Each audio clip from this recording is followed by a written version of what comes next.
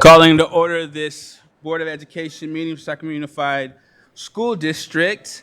We're going to start with item 4.1, Pledge of Allegiance. Please stand.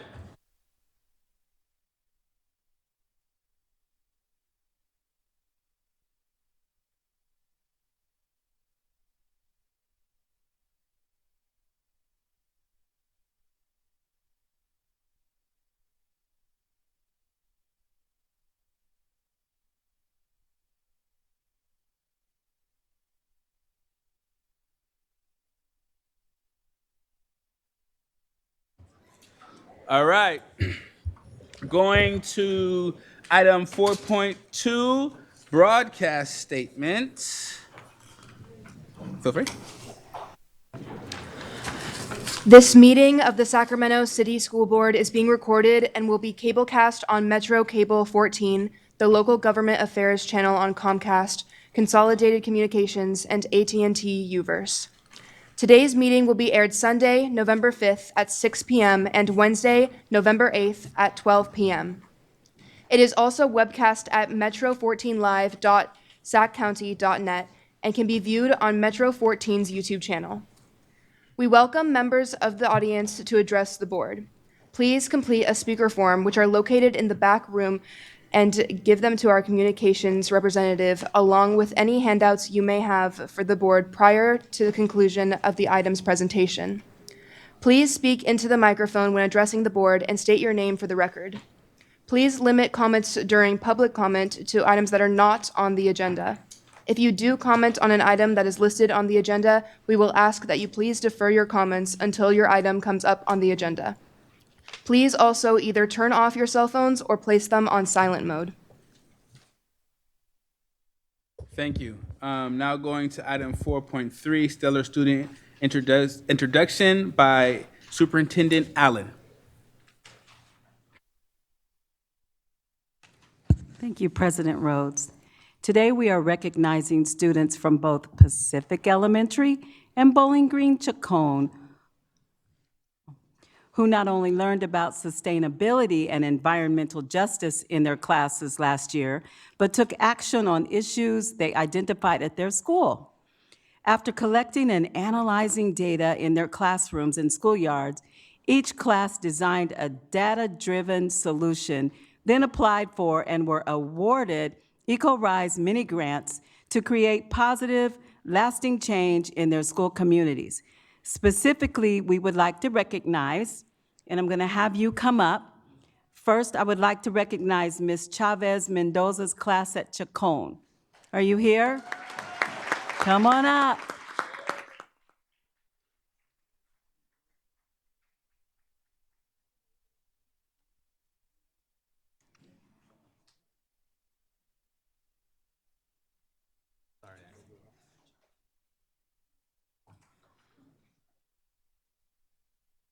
Thank you.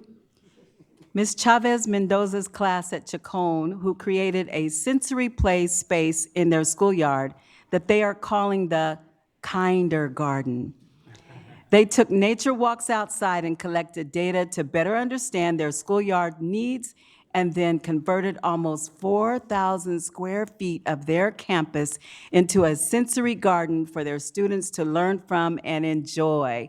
Thank you, Ms. Chavez Mendoza's class. Let's give them a hand.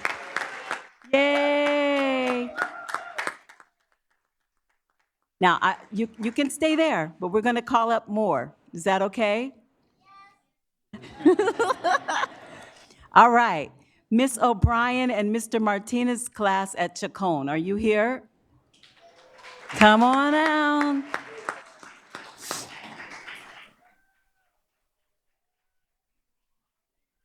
Come on down.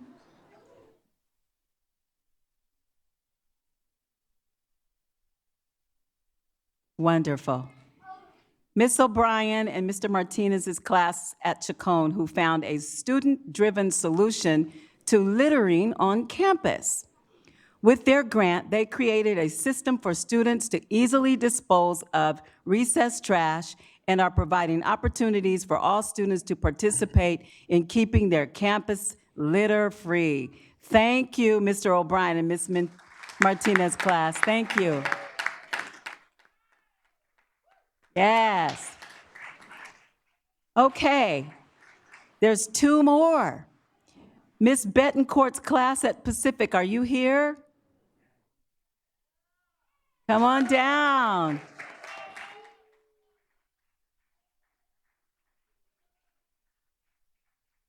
Thank you. Miss Betancourt's class at Pacific, who created signs in their pollinator garden to educate the school community on the importance of bees in the environment. They also created informational murals to help reduce radiant heat from their blacktop, hoping to reduce the heat island effect on their schoolyard by 4 to 13 degrees during the sunny, hot day. Thank you, Ms. Betancourt's class at Pacific. All right. And last but certainly not least, Mr. Martin's class at Pacific. Are you here? It's okay. We're going to read anyway. Come on. Yay. Wonderful. These students identified 3 environmental issues that they wanted to take on. They designed signs in their organic campus orchard to educate students about healthy eating and local fruits and vegetables. They also created an incentive program to divert milk cartons from landfills, aiming to divert 9,000 pounds of food waste from landfills each year. They also built an energy-efficient classroom habitat, hoping to save about 51,000 kilowatt hours of energy per year. Thank you, Mr. Martin's class at Pacific. It is my pleasure to award the Stellar Student Awards to these passionate and forward-thinking students at Chacon and Pacific Elementary. You have worked together to identify and take action on pressing environmental changes at your school, and you were successful in changing the school culture, climate, and landscape in doing so. Thank you for your collaboration and hard work. You are truly leaders and change makers in your efforts to create a more just and sustainable world. Let's give them love, everyone.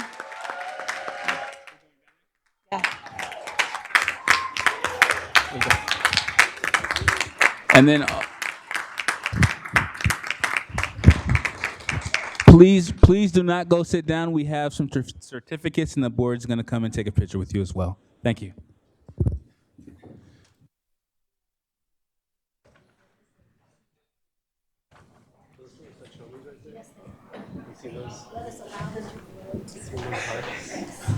Yes, ma'am.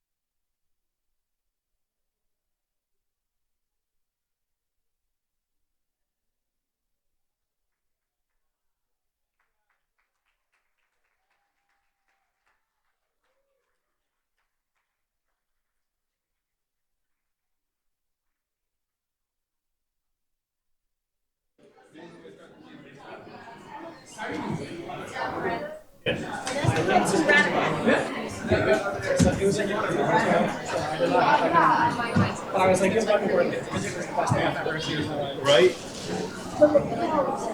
My son told me yesterday night. I think he's in 10th grade, but his progress report coming. He's like, I don't know. He's like, almost serious. That's like a real letter. It's just trying to get good grades. Yeah. So and he's only in 10th grade, and he's just like, I'm kind of stressed out. Hey, you know how to turn that mic on? Yeah. It's on. Waiting. Okay, you're ready. It's on. Make sure you say your name and what school you're from, and then do your speech. It's on? Yes, I think so. Ready? Well, let's wait for her to sit down. Okay. Okay, the floor is yours.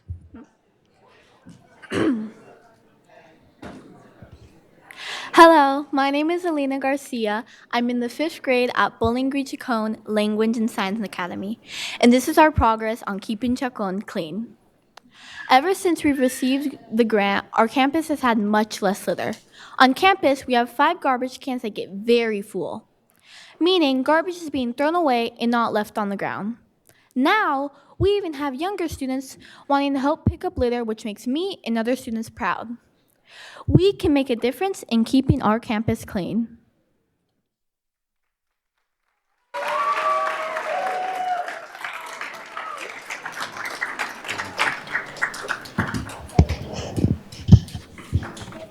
You'll be fine. You'll be fine. Hold your breath, okay? I got it. Hello, my name is Azriel, and I was a student in Ms. Travis' class. We did a garden at our school. We came up with a list of things that we had: seeds, vegetables, and flowers. We were able to plant our vegetables and flowers in our school garden. Thank you for Ms. Travis' class and everyone for doing this.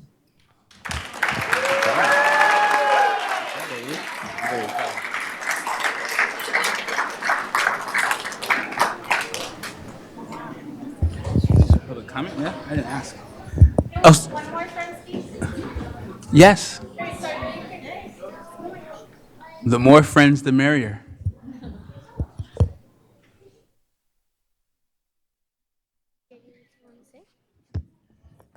My name is Michael.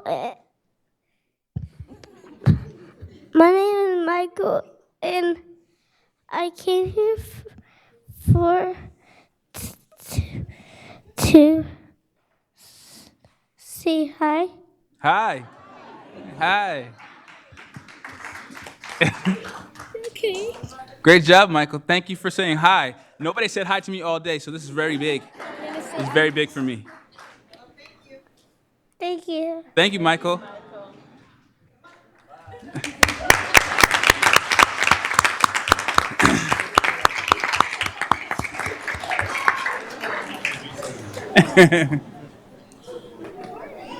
Beautiful, beautiful. Do we have any public comment around this topic? How about announcements? Oh, I'm sorry. Well, I want to say something about the group here, and I don't know if my colleagues want to say anything either. But thank you guys all for being here tonight. Pack room is a beautiful way to start a Board of Education meeting. Thank you to the families as you guys celebrate your students. We also celebrate you. You guys are here to uplift your students, and it's a beautiful thing. So I just once again thank you guys for being here today, for the students, but also I know you guys are at Chacon, so a los padres que están aquí para apoyarles sus hijos también es bien importante. So muchísimas gracias a todos ustedes por estar con nosotros hoy. So thank you guys so much. It means so much to be here tonight. So thank you guys once again.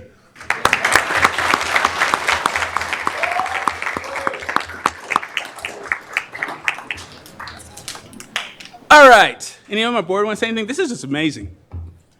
Nothing? Cool. So, can we go to item 5.0, actions taken in closed session? Hi, President Rhodes. Hello. Thank you for saying hello to me. First time was today. Now you're the second. There are 5 announcements coming out of closed session this evening. First, the board approved a special education settlement agreement identified as OAH case number 2023-080243 by a vote of 7-0. Second, the board approved another special education settlement agreement identified as OAH case number 2023-080037, also by a vote of 7-0. Third, the board approved a special education settlement agreement identified as OAH case number 2023-080128 by a vote of 7-0. Interim Superintendent Allen will make the remaining announcements. Thank you, Ms. Collins. I am pleased to announce that the board approved the following appointments.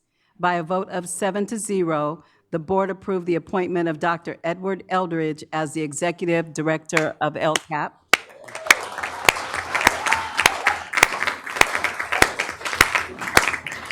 And also by a vote of 7-0, the board approved the appointment of Holly Buckley as Principal of Health Professions High School.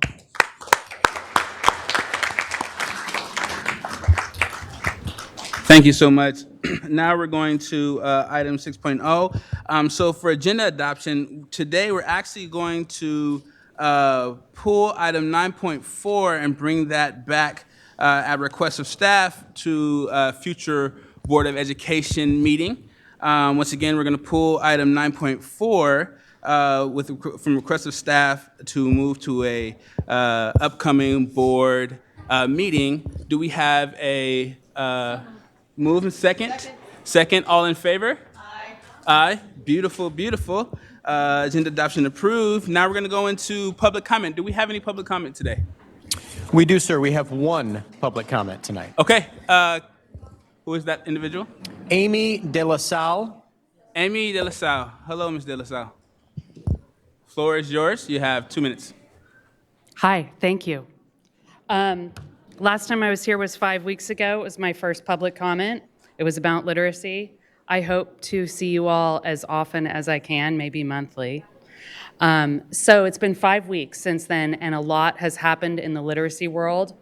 There have been 2 summits that I know of. One of them was today, and I've been so immersed in it that I really can't even give you a theme. There is everything going on, but I'm very optimistic, and it's very exciting. And I hope other parents can come up and do comments at a future meeting about literacy, because we all need to read. I'm going to leave you with a fun fact about today's summit. A Sacramentan was talked about success in Tennessee. Her name is Penny Schwinn, and she was a former commissioner of education for Tennessee, and they have made tremendous strides in literacy improvements. And so she talked to, I think, 700 attendees today about literacy developments, and it was wonderful. So I hope to see you all out in the literacy world, and if you want a parent to come do an info dump on you, I'm available, and I'll follow up with a letter as usual. Thank you. Thank you so much. That's the end of our public comment? It is. All right. We're going to go to item 8.0, Communication Employee Organization Report, SCTA. Hello, Nikki. Floor is yours. Thank you. Good evening, members of the board, Superintendent Allen. I'm Nikki Malevsky, President of the Sacramento City Teachers Association. And for the past several years, we have been working very hard to move the district in the direction of implementing community schools, following the 6 pillars of the National Education Association and the 4 pillars recommended by the state of California. We are excited to hear that later in this meeting, the board members will be making their appointments to the district-wide Community School Steering Committee. We are also proud to have SCTA represented educators on the district-wide Community Schools Committee, and wanted to announce that representing SCTA on that committee will be Shanna Just, a science teacher from Luther Burbank High School, Na Lee Hine from our school nurse, Ian Moore, who's a special ed teacher at Rosa Parks, and Melanie Bean, who's an ELA training specialist. So we're very excited to have them representing us on that committee. We are highly motivated to get this important work started. and look forward to working with the district to get community schools' local school site committees up and running. And additionally, we have resumed negotiations with the district related to the reopener on Article 12, which is wages, Article 17, which is class size and staffing, and Article 8, which is about transfers.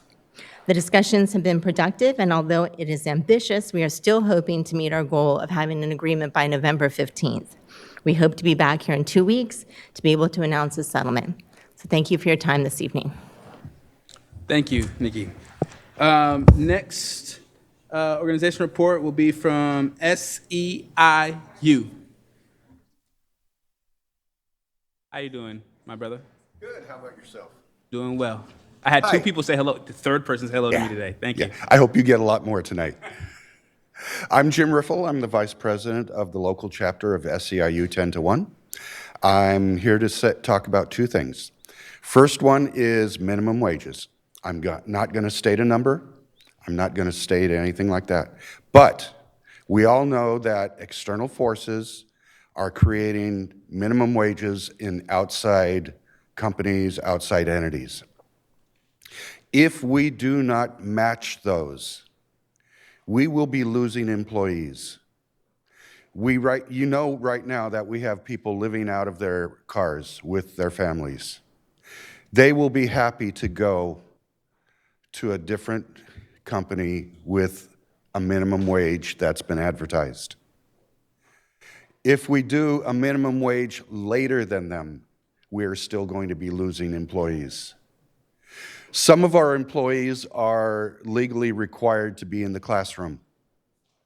That means you have to go to agency aides, and that is extremely expensive.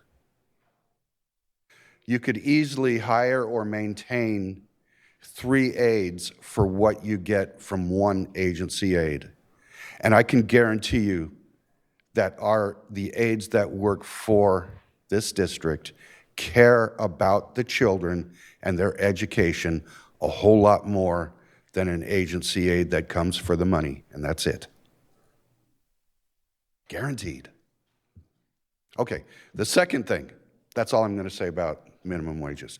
The second thing is we are having trouble with an HR director at this point. We don't think we get fair representation or directions from this director. And at this point, SEIU will no longer will be working with her. We're demanding somebody else deal with our issues. I have recently been in a representation with this person, and she came in instantly knowing what the outcome was going to be. She already made up her mind what was going to happen. She only was there to get a confession from the employee. That's not how we do things here. At least I hope it's not how we do things here.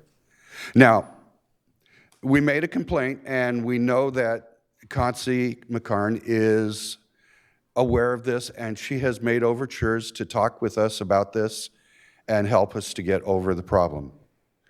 But you have to know that we can't be going on with this. That's it. Thanks. Have a good evening. Thank you so much. Now we're going to go to TCS. Welcome.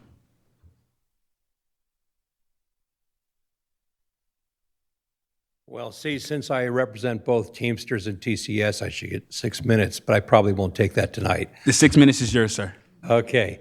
In any case, it was great seeing these children being all excited. It was great seeing teachers that are lighting those children up. It takes a teacher here and there along your path to really get motivated and to want to stay in school and finish it. And I hope I see a whole lot more of that. I hope this board supports that. To echo the first comment from the person from SEIU, you're going to have a lot of issues as minimum wage goes up and minimum wage compaction. My plant managers, the SPOMs here, they supervise SEIU custodians, and it's hard to get them. I want to add another problem with this district on this, and I usually sit there and talk about how great things are because I try to work collaboratively with this district. One place that I think that every bargaining unit, I don't specifically speak with permission from the other 3 bargaining units, but from what I'm hearing, every bargaining unit is having problem getting paid properly. My custodians that are underneath my plant managers, the custodians that are SEIU, don't want to work overtime because they're not getting paid. My plant managers don't want to stick around afterwards and work overtime because they're not getting paid. And it's not just the overtime issue. And so one of the things you will see in both my Teamsters and my TCS proposals that you probably haven't seen from any of the other bargaining units before, I want you to understand it's a serious proposal, that's portion, which is penalty pay.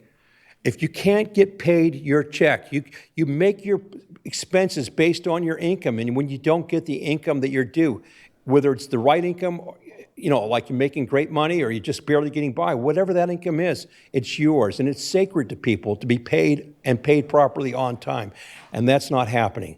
With the exception of that, I look forward to bargaining with the district. We've got a long time, good relations, and I'd like to keep it that way. I hate being one of the complainers tonight, but that payroll issue across this district really, really, truly needs to get fixed. Thank you very much, and look at that, I had extra time. Thank you, sir. Okay, so we heard from Teamsters as well, and we're going to go to UPE if they're in the building. Nope, okay. So we're going to go to 8.2, District Advisory Committees. SAC. Okay. The CAC.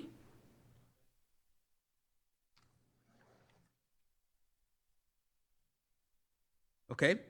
District English Learner Advisory Committee. LCAP.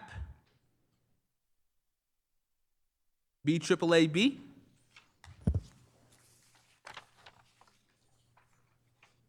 Okay. Now going to item 9.1, approve resolution number 3360, National School Bus Safety Week. Mr. Hill.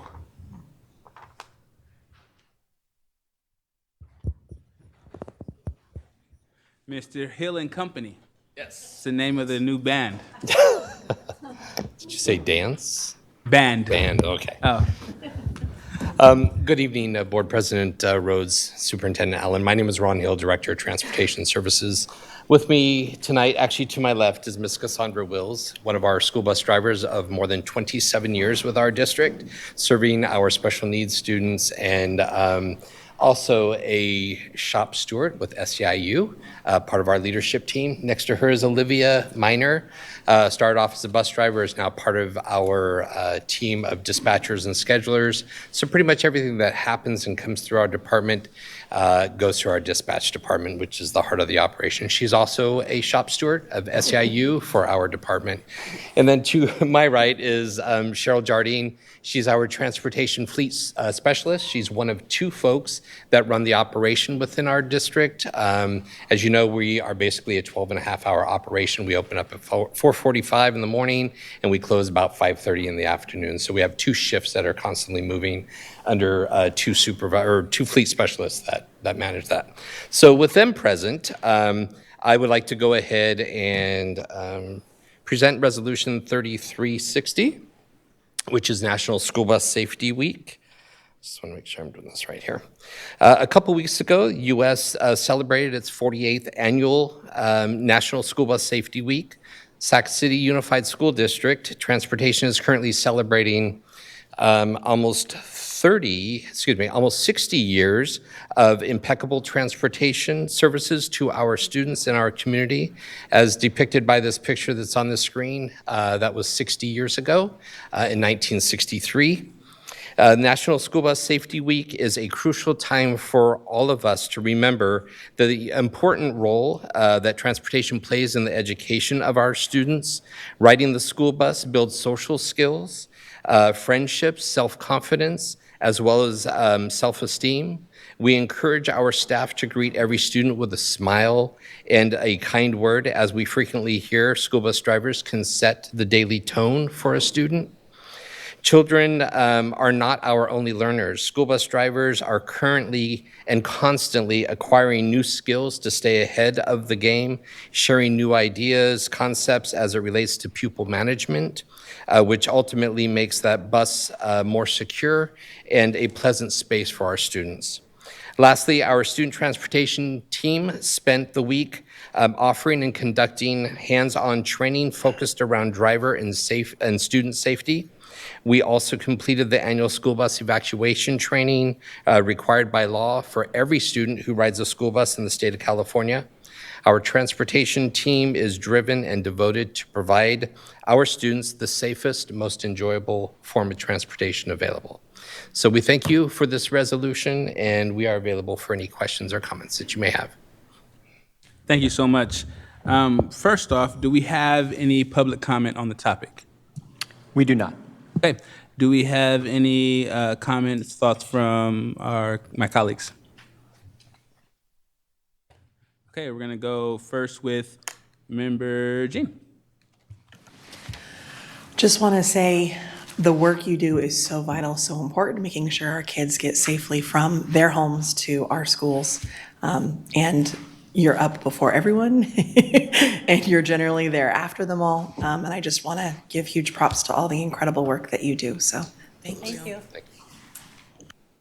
Thank you, Member Jean. Member Pritchett. Yeah, ditto. She just stole my words out of my mouth. Just thank you. I just say thank you for all the work that you do. I often see you in the buses on Highway 50 in the morning, driving to work in the morning, and the crazy woman in the car, waving at the bus drivers just to say, hi, as I'm driving down the freeway, just to, I don't know if they see me or not, but just to thank you for the work that you do. All right, so this is an action item. Do we have a motion to approve? Second. Motion is second. We're going to do a roll call. Superintendent? Thank you. Man, apologies. Student preferential? Aye. Member Jean. Aye. Member Kayada. Aye. Member Phillips. Aye. Member Pritchett. Aye. Member Rhodes. Aye. Member Singh. Aye. Member Villa. Aye. Motion passes. Thank you guys so much for all the work you did.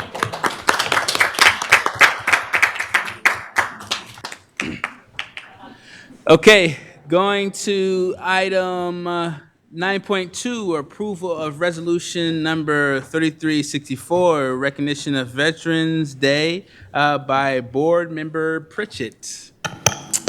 Thank you. And do we have Gameen Curry and Erin Jones here?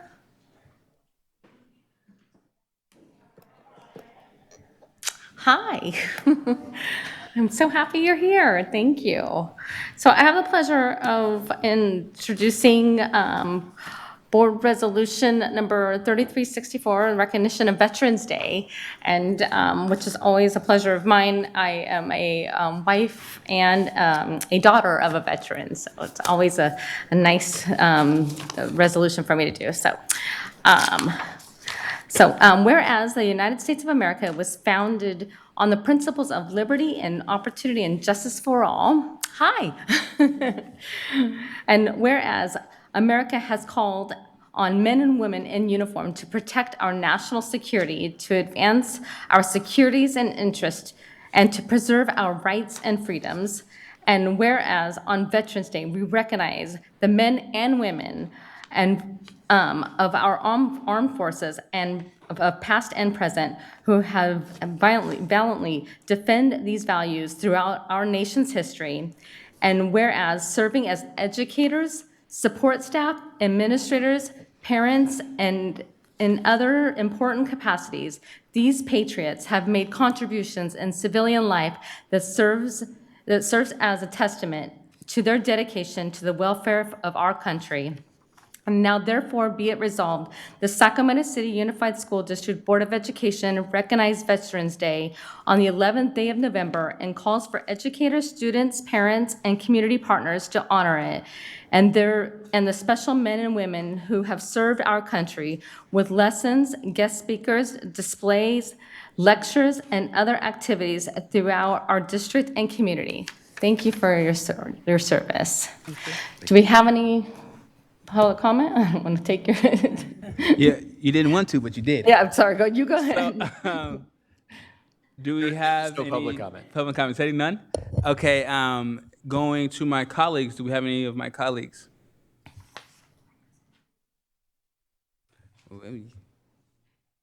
Member Phillips.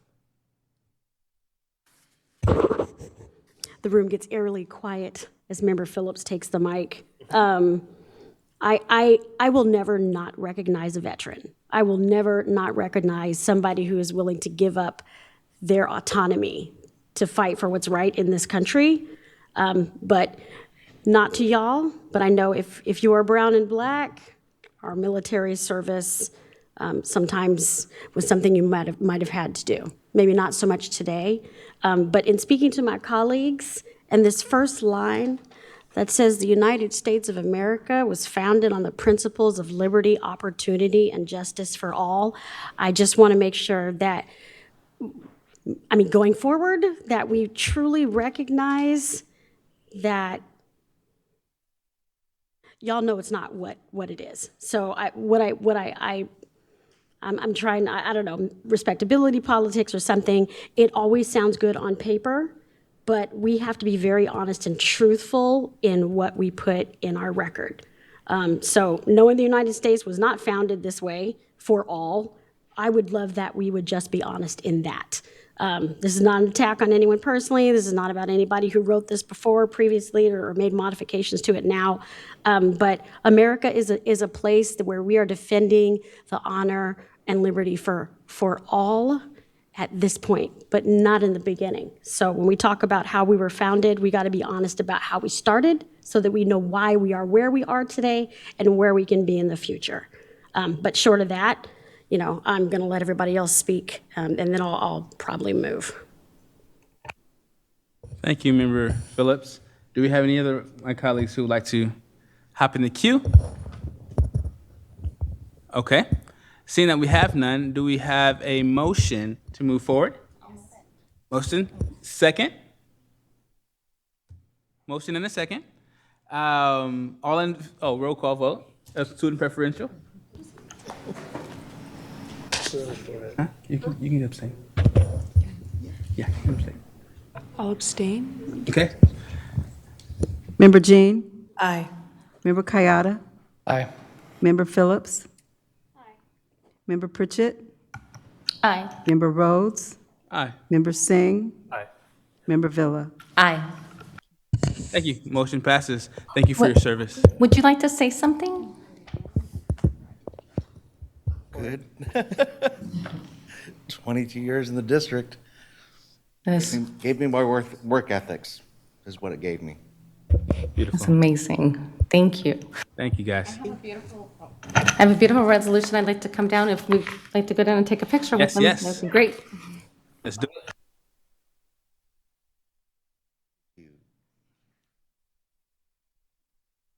I walk in and the boss is like, I need you now. That's. I know your son. Tony, Travis. Yes, Travis. You can't just stand there. You might as well get on. I'll do a Picture now. Yeah, Travis. Yeah. Yes. There you go. You've been out there to the racetrack.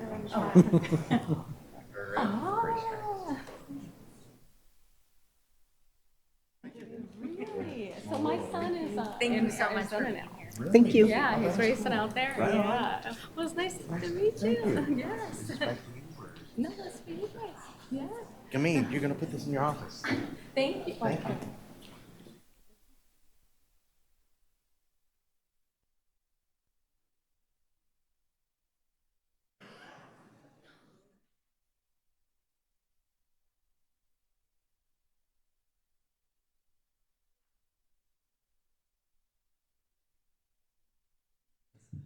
All right. Moving to item 9.3, approve resolution number 3365, Native American Heritage Month. Ms. Carr and Ms. Prairie Chicken. Where you? Oh, there you are.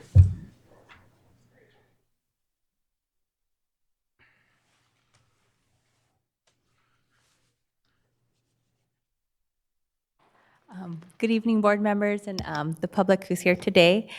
We have a resolution, but we have some awesome students that have volunteered to read the resolution today. I'm Christina Prairie Chicken Narvez. I'm Oglala Lakota, and I'm a youth services specialist with the district. And today we have Vivian Toddy. She's an 8th grade student at Albert Einstein Middle. She's Cherokee, Navajo, and Tewa. We have Desi Payne Begay.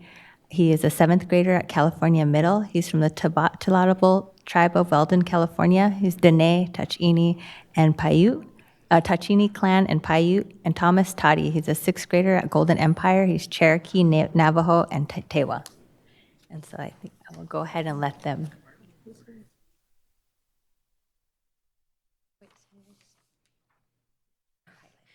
Okay. Whereas National Native American Heritage Month is an opportunity to consider and recognize the contributions of Native Americans to the history of the United States. Whereas the Sacramento City Unified School District resides on the lands of the Nishinan and Miwok people. Whereas Native American maintain vibrant cultures and traditions, hold a deeply rooted sense of community, have made and continue to make distinct and important contributions to the United States and the rest of the world in many fields, including the fields of agriculture, medicine, music, language, and art. Whereas California has the highest Native American population in the country, it is home to 109 federally recognized tribes with approximately 81 tribes seeking recognition. Whereas over 1/2 of the state's Native American population is composed of individuals and now their descendants who were relocated to large urban areas as part of the federal government's termination policy. Whereas before missionary, fur trapping, and gold rush era migrations, California's Native American population was estimated at about 200,000, but between 1840 and 1870, the population declined to 12,000 due to disease, forced removal, and death. Whereas the Census Bureau estimated that in 2020, there were more than 631,016 individuals of Native American descent in California, and more than 18,637 in the county of Sacramento.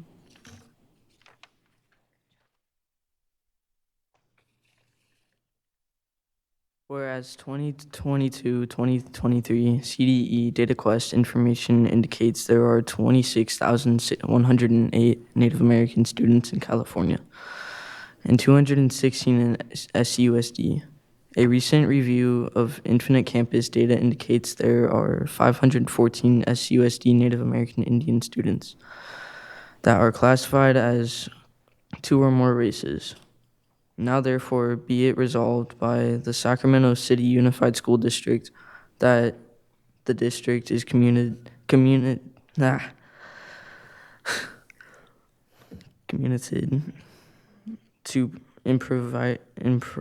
improving the academic and social emotional outcomes for Native American students and all students in the region. Be it further resolved that SUSD students, American Indian Education Program, AIEP, provides academic assistance, cultural programs, back to school events, summer programs, college mentoring, field trips, and graduation recognitions for American Indian students enrolled in the program. Be it further resolved that SCUSD AIEP continues supporting students by providing services by self-identified American Indian students who are unable to enroll AIEP due to lack of documentation. Be it further resolved that SUSD AIEP continues the American Indian Educator Classroom Visit project that allows teachers to request a classroom visit from a trained Native American educator. Be it further resolved that SUSD Youth Development continues having 2 staff needs of Native American students in SUSD with 1 position, Youth Services Program Associate, dedicated to assisting 9th through 12th grade Native American students in high school graduation requirements and planning for their post-secondary education. Be it further resolved that SUSD AIEP works in partnership with Parent Advisory Committee that meets once a month to address the needs of Native American students in our district.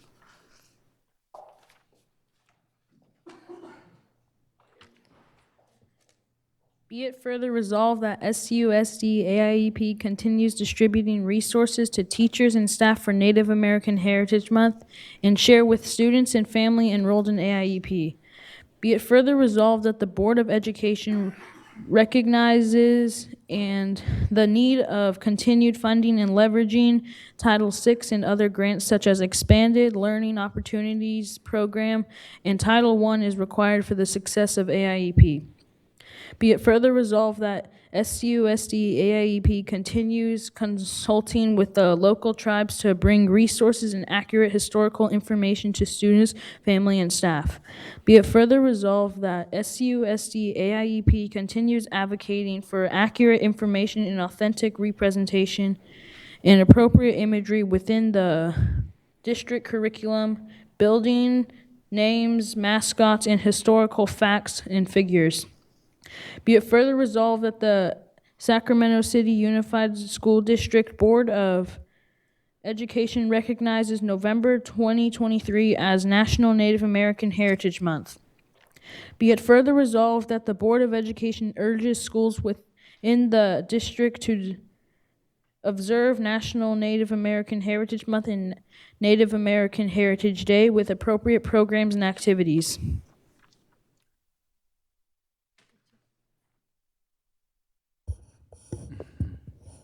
Hi, good evening, board members and dear superintendent. I'm Manpreet. So now we are here, Ms. Prairie Chicken and myself to answer any questions you may have. Thank you. Before we go to board comments, do we have any public comment? We do not. Okay.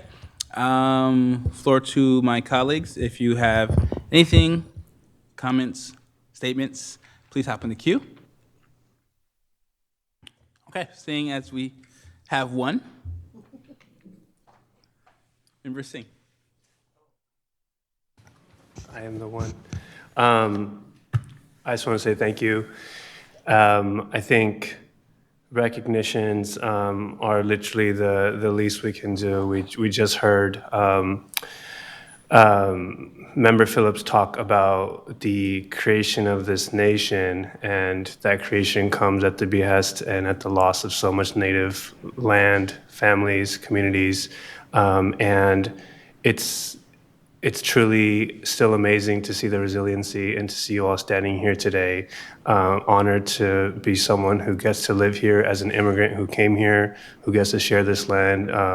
Appreciate the community deeply. I also want to recognize the fact that we have made strides in changing the names of schools, changing the names of schools away from genocidal killers to people who represent this community and are actually from this community. And I will continue to push to ensure that the mascots and any other offensive material in this district continues to be erased and will be erased forever so that we can create a better tomorrow, one that recognizes you, sees you, and hears you. So just thank you so much, and I'm so happy that we're recognizing you all tonight. Thank you, Member Singh. Okay, do we have a motion to approve? So move. Second. Student preferential? Aye. Superintendent? Member Jean? Aye. Member Kayada? Member Phillips? Aye. Member Pritchett? Aye. Member Rhodes? Aye. Member Singh? Aye. Member Villa? Aye. Okay, motion passes. Thank you guys so much.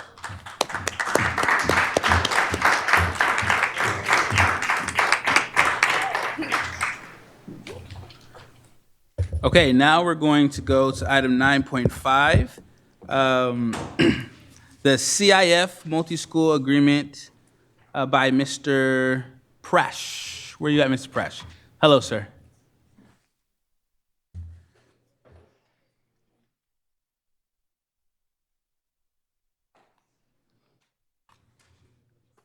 It's Parsh, by the way. I apologize, Mr. Parsh. No problem. Good evening, President Rhodes, board members, Interim Superintendent Allen. This presentation is to inform you that the district plans to discontinue the CIF multi-school agreement moving forward into the 24-25 school year. As with all of our decision-making, we make sure we keep our core values and the school district guiding principles in mind as we make these decisions. The CIF, or the California Interscholastic Federation, or CIF, is the governing body for high school sports in California. The CIF uses school enrollment-based divisions to determine competitive levels for the competition of the high schools in the state. The CIF attempts to match schools of similar enrollment and size to ensure a competitive balance throughout high school sports, whether they're making their leagues or during postseason play. As a result, you can look at the screen and you can see the enrollment numbers for four of our CIF high schools. So Hiram Johnson at 1731, Kennedy at 1971, Burbank 1603, and Rosemont 1514. And then the other column shows what division they would be in if we were not entered into the multi-school agreement. So the CIF multi-school agreement is a bylaw that states that students who attend schools other than the CIF sports school are allowed to play at their school of residence. So it's an agreement that's entered into among school principals. Once the enrollment of the students, or once the enrollment is determined of the small school students, then each of the comprehensive high schools has to take on the enrollment of the students who don't go to their school. So as you can see, the second column, so Hiram Johnson, for example, their enrollment is Division III with just their enrollment. But in the second column, there's 470 students who don't attend Hiram Johnson, who they have to take on that enrollment, so it pushes their enrollment over 2,000, and it makes them become a Division I school. So you can see for Kennedy, Division II to Division I, Burbank takes on additional enrollment, Division III to II, Rosemont goes from Division V to III. So that's the total numbers on the right side of the screen down at the bottom. Those are the numbers that are added to each of the schools' enrollment numbers.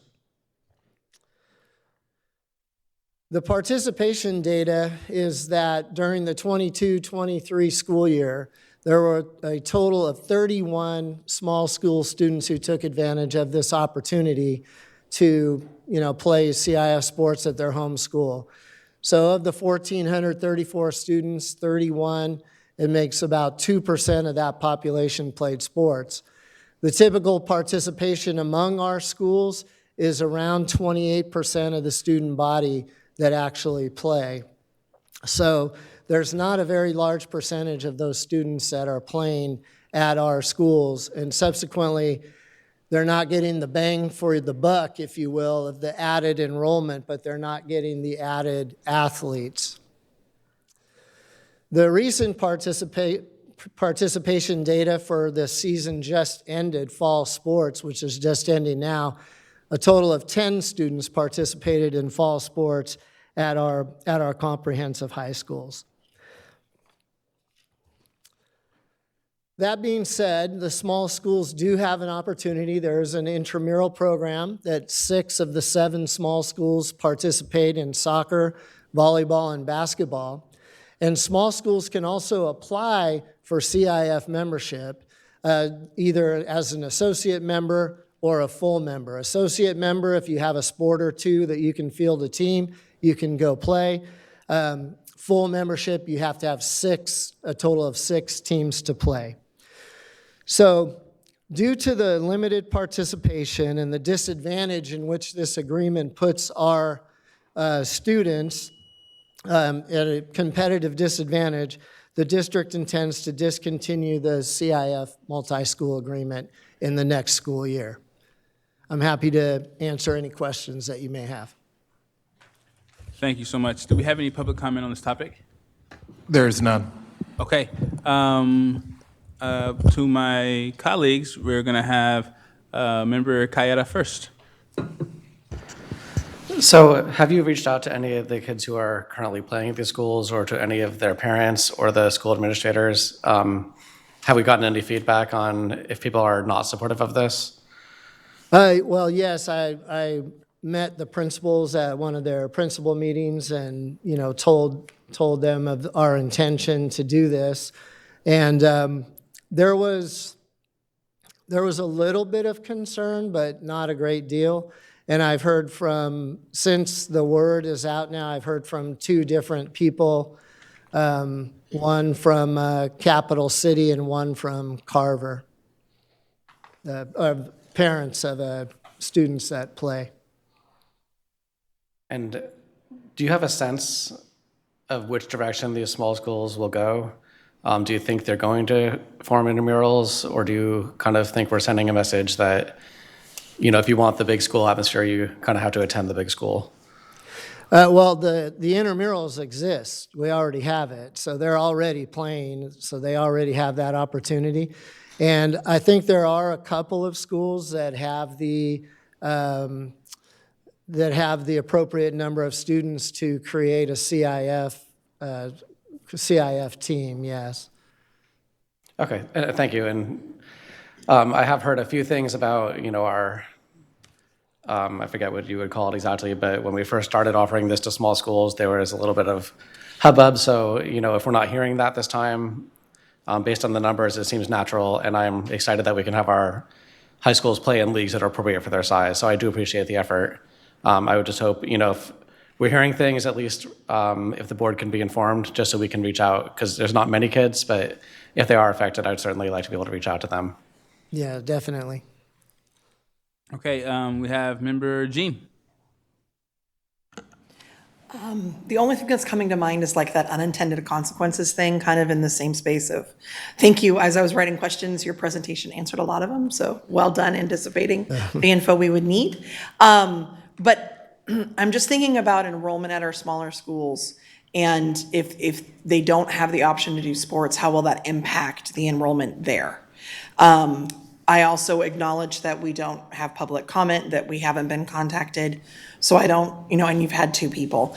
And I also acknowledge that we're thinking about how do we make sure we're advocating for our larger schools and their sports programs and the students that are thriving there. I'm just concerned about unintended consequences. I don't know that I have a specific question for you beyond that.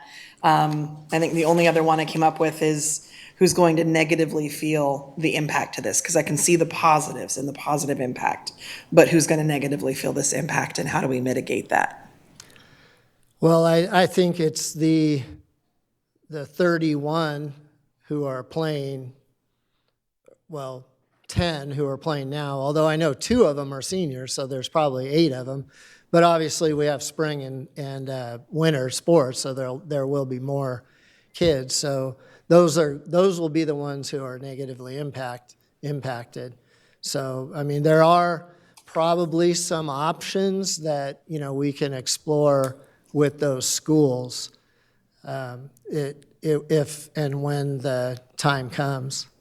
I'm also just thinking, I know a comprehensive high school in the sports program is such an involved practice, and that a small school can't sustain offering those things, and they're not intended to. They're intended to be specialized in certain ways. So again, the unintended consequences is in my brain. So I'm so thankful that you brought this to us and that we can think about it and perhaps get some more information as needed. Thank you. We're going to go to Member Pritchett. I think you actually answered my question, but when is the deadline? 'Cause Pardon me? I think you asked my question, but when is the deadline? Oh, it'll be in May. In May. End of May is when you have to, sign the agreement for the next school year. Okay, thank you. Okay, Member Segura. Have you talked to students directly about this movement? Because from this perspective, I don't think many of us are aware of the program as a whole, let alone the removal of the program. So have you talked to Student Voices about this? Just one. So really, no, I haven't. I haven't spoken to students directly about it, and I don't know what the promotion is at the small schools. I think that could be one of the reasons why you are seeing such low attendance of those small school students. I see that you are talking with the principals of those schools, which is great, but those student voices will give you the direct perspectives that I think are necessary. And going back to the unintended consequences, from somebody who does go to a smaller population, we don't offer football at our school. I have seen people in my own class who have fully transferred out specifically because they want to play football. So they no longer attend the school that I go to because of that. So even with the program still in place currently, we are seeing those types of consequences arise, and I feel like based off of that, in the future, once this is removed, we could see those types of consequences heighten. Thank you. Thank you. And we're going to go to Member Singh. All right. Thank you so much. I attended the first football game at Hiram Johnson, and a lot of the conversation in the crowd was, last year we won. Did they win? They got close. They must have won. But this year it was a whole different game because of the enrollment numbers. And I hear everyone on the unintended consequences, and I do think if we can make a more concentrated effort to ensure that the students who will be affected are aware, and also to get those student voices, that would be really helpful. And at the same time, we have to make sure that the students who are playing sports at those comprehensive high schools are put in positions to succeed according to the numbers that they're in. So I can totally understand, like, if you're at a school that truly doesn't have those numbers, you're going to be playing against much bigger schools, which a whole different level of talent, and then you're going to get smothered in those games. And it's just an unfortunate consequence as well from a sports perspective and a competitive perspective. So I think it seems like we're all talking about is just having more conversation, but we understand that this is the direction that likely we're headed in. But I think the students need to know that this is going to happen, and just to get their perspective. And you said there might be some plans or some conversation with those schools that you could undertake. It would just be good next time to know what those specific plans would be. I'm not asking you to tell me right now, on how you can actually help those students who are going to be on the outside looking in, if this is indeed pulled, the agreement is indeed pulled. Thank you. We're going to go to Member Villa. I'm just going to recap kind of what a lot of my board members have said, our student board member. I would ask that we come back with a comprehensive communication plan to get to those students, their families, the school sites, because oftentimes, and we've had this conversation, we talk about the numbers, and we see these numbers in these charts, but these are our actual students, and these are our families and people that we want to keep in our district to thrive in whatever activity that they want to participate in. So that the numbers is fine, but having a student who is engaged in a successful sports program is critical, and that can really change the trajectory of their high school career. So I want to make sure that we have a comprehensive plan before anything comes back to the board for action, and what those results turned out to be. Okay, thank you. Member Phillips. A really simple question from somebody who has absolutely no idea how sports works, but I'm trying to look for it. When you were showing the numbers, because you showed if a student from a small school is going to play for a larger school, you said they take the enrollment.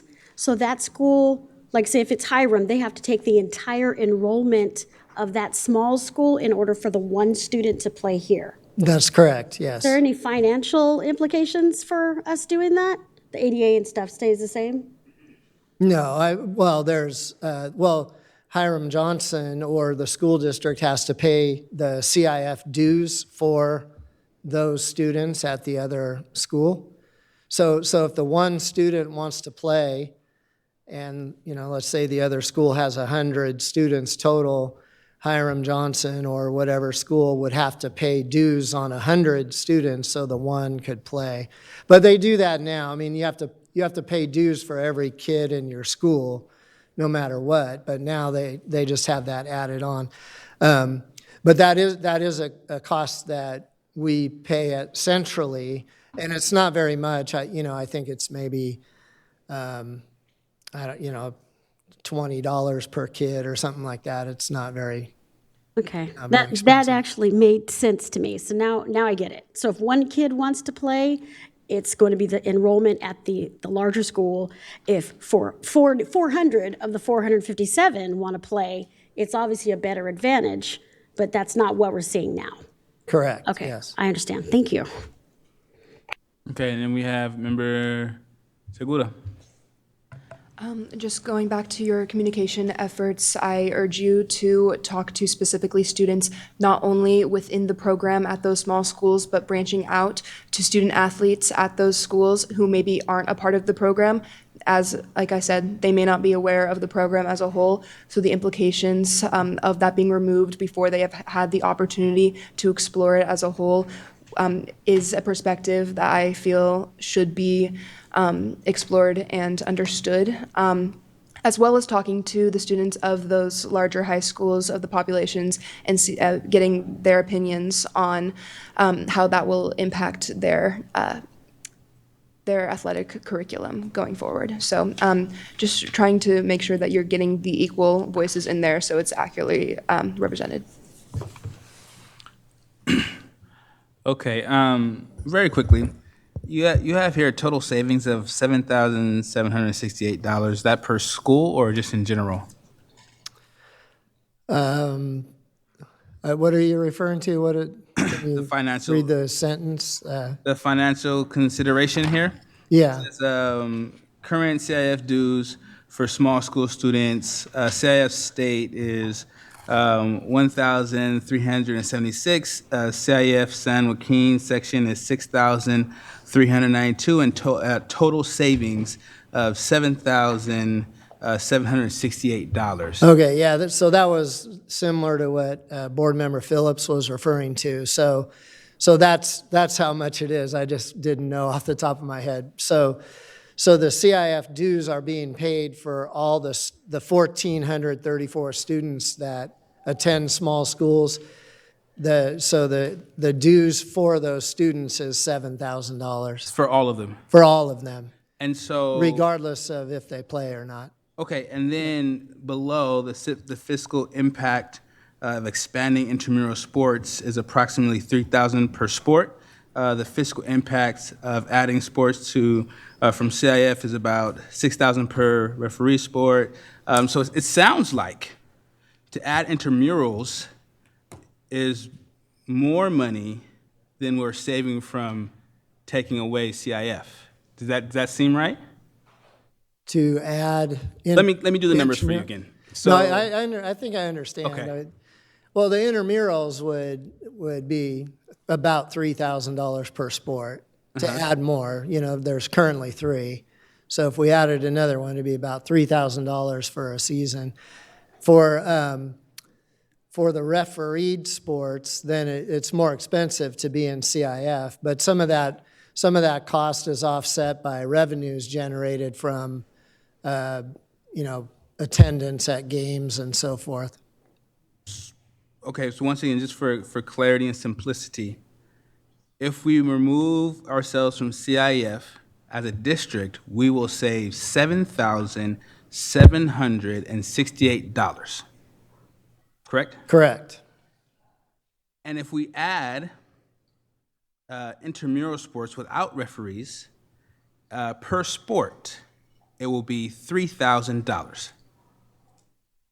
That's what it says here. Right, yeah. I'm just asking this clarity. Yes. And then if we were going to do refereed sports, it would be $6,000 per sport. Right. Okay. And there's possibly 3 sports that we're talking about for like adding on intramurals. No, there's 2 different things. So I think you're referring to if we were to add CIF sports to a small school. That's $6,000. Right. And that would be initial cost, because you might need uniforms and things like that. I'm asking flat fee. Yeah. Flat fee for $6,000, or are we talking about each individual intramural sports that we would add if it's CIF? So if you're talking about soccer, you're talking about basketball, you're talking about volleyball, would that be $6,000 per each of those intramural sports? Potentially, yes. Okay, and that's referee sports. And then it'll be $3,000 per intramural sports if it's Not intramural, no. Okay. CIF sports. So $3,000 per, it says right here, intramural sports is approximately $3,000 per sport. Correct. Okay. Period, yeah. Per sport, period. And there's 3 sports. So 3 plus 3 plus 3. 9,000. I'm sure the math So is right here. right now, we have basketball, right? That's your only intramural. So, no, there's 3 intramural basketball sports right now. There's volleyball, soccer, and basketball. Okay. Each one of those sports to run the entire program costs about $3,000 for the season. Okay. So if you added another sport, it'd be $3,000 more dollars, roughly. Okay. The other numbers are if you were to start up a CIF sport, then you have probably increased referee costs. Guess what I'm trying to say is this. We're going to, from leaving CIF, we're going to save about $7,768. Right.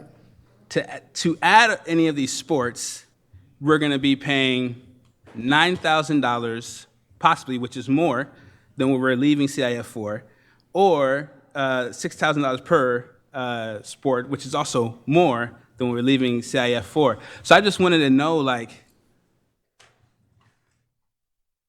what's the cost benefit for us if it doesn't cost us anything to stay in CIF?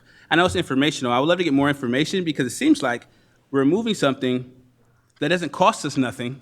This is budget dust at most, pennies inside of the cushion, and we're impacting students' possibility. That also is asking you, what are we doing for students? We're talking about students are not involved much inside of the sports, or not a lot of students are going.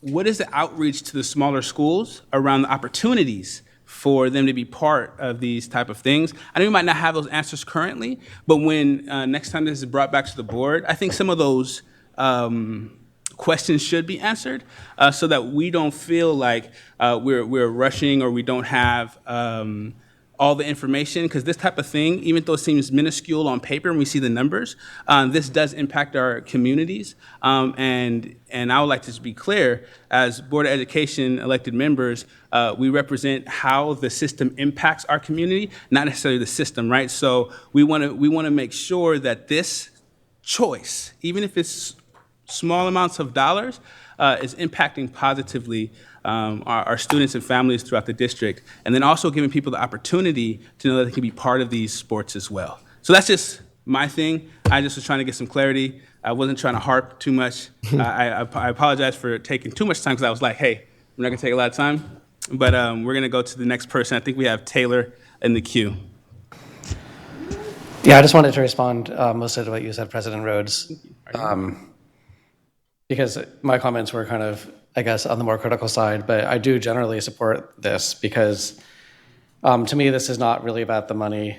This is about the opportunity for our kids to be able to win, to be able to play against teams that are comparable to them. So we have Hiram Johnson's going to go from Division I to Division III.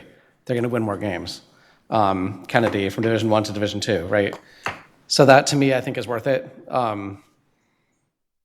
And if it costs us a little bit of money to start up new sports for the kids that are at the smaller schools, I think that's worth doing. That kind of budget dust, I guess you'd say, is worth it if it allows the kids at our big schools to, play at the level that their school is accurately represented based on the size of their school. So I I think this is a good direction. I appreciate the work you've done with this. I just want to make sure that we do listen to the affected kids before we kind of pull the trigger. Thank you, Member Kayada. And Member Phillips?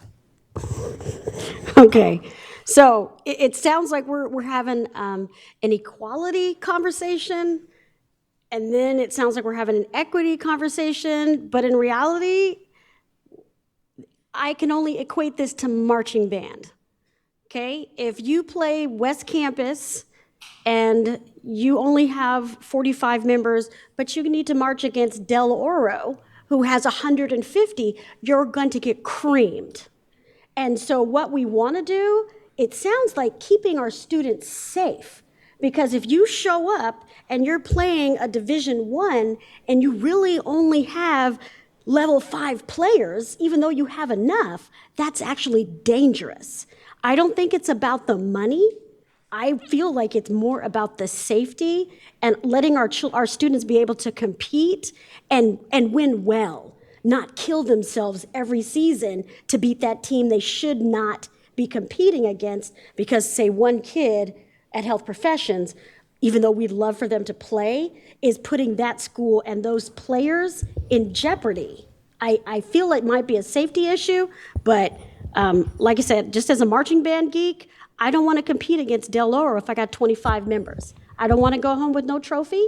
I need to feel good about something, and it's not a participation trophy. It's one the way you need to win. So I'm going to let Madam Superintendent sum this up, even though I'm not chairing this meeting today, and I think that's where we're going. But Okay, yeah, so I think that we have some people in the queue still. So before you go, Madam Superintendent, you can hop in. Member Pritchett.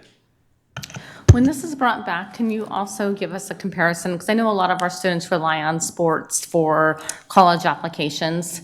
And so when you bring this back, can you just give us a comparison of like how this is a comparison of like where the status of our CIAF status is or where their divisions are for all of our students and where their status is? So if this takes place, of where this would be for our students? I don't think I understand. If there's any changes, like, would we lose any of our, like, would it lower, like, would it lower any of their division statuses? Or if it takes away any of the, any of our students, like, where would that leave any of our students? You mean opportunities? Yeah, Opportunities exactly. for So scouting. just an analysis of, for our entire district. And then we're going to end it off, thank you, with Superintendent. She's going to add some words. So what I will say is we will bring this back. We will have more information for you.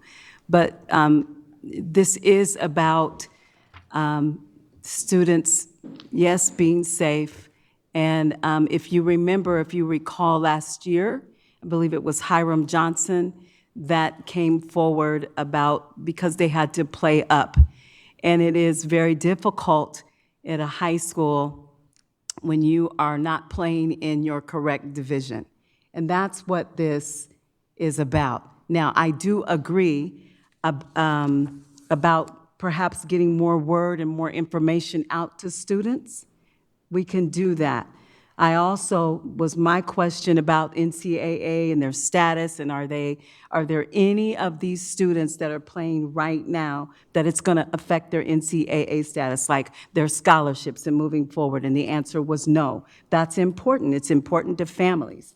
And so there's more work that we can do around this. Yes, this is controversial, but in my opinion, after we get the word out, this is something that we've been trying to do for quite a while, because if you follow some of our athletic events, you would understand some of the predicaments that some of our teams are in because of this.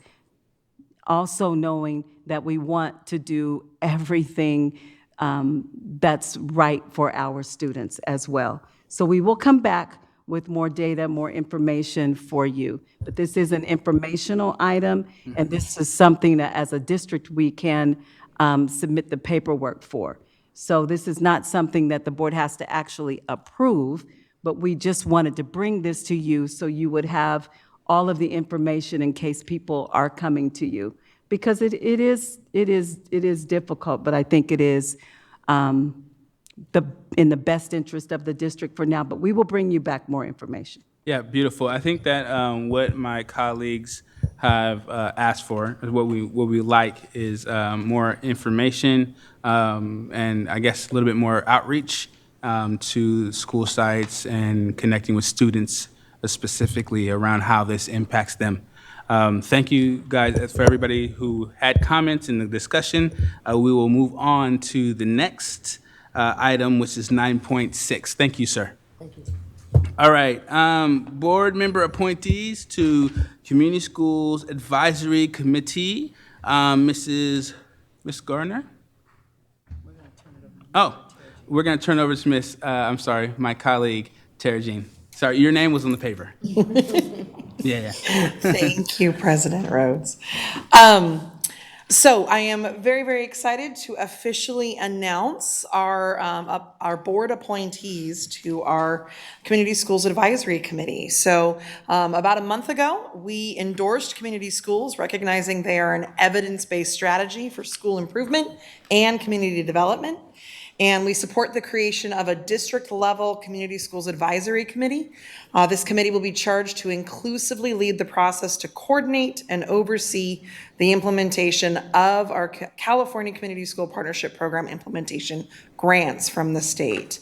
So we're excited to officially announce our 7 new representatives to the committee. Please welcome the following dedicated individuals. For Area 1, Jennifer Dare Sparks, MFA. For Area 2, April Ibarra.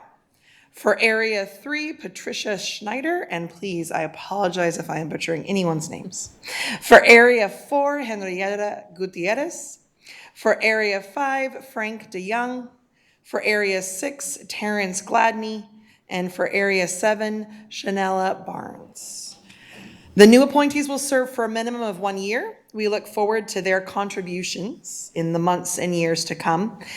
These appointees were carefully selected for their commitment to ensure underserved communities receive equitable resources, to create community partnerships, and to foster the self-empowerment necessary to support student learning, strong families, and thriving communities.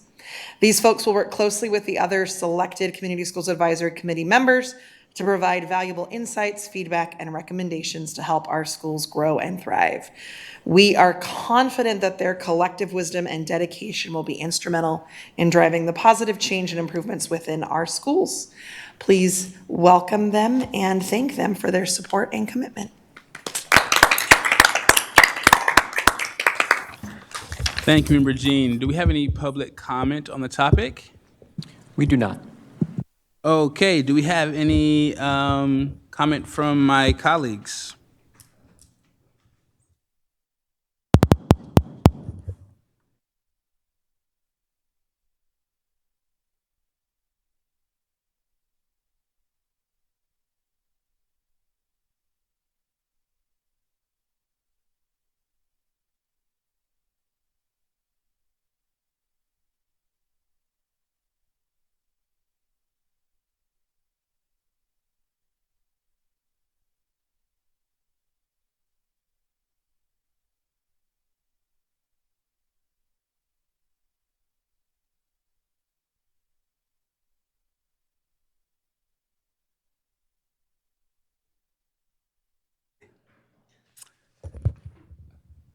That was just a quick intermission. So thank you all. This was informational. We're going to move into action. Do we have a motion to move into action? So moved. Second, all in favor? Aye. Aye.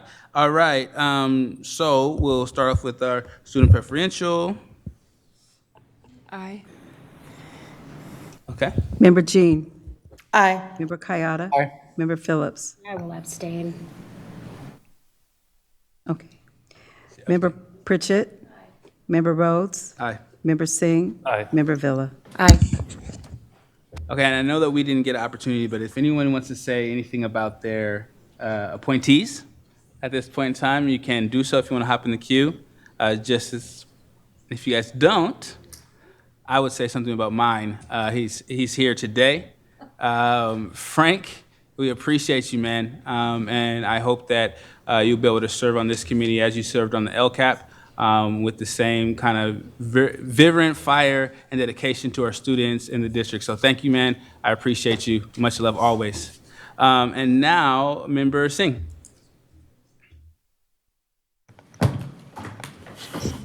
Thank you. I just want to say we had tons of applicants.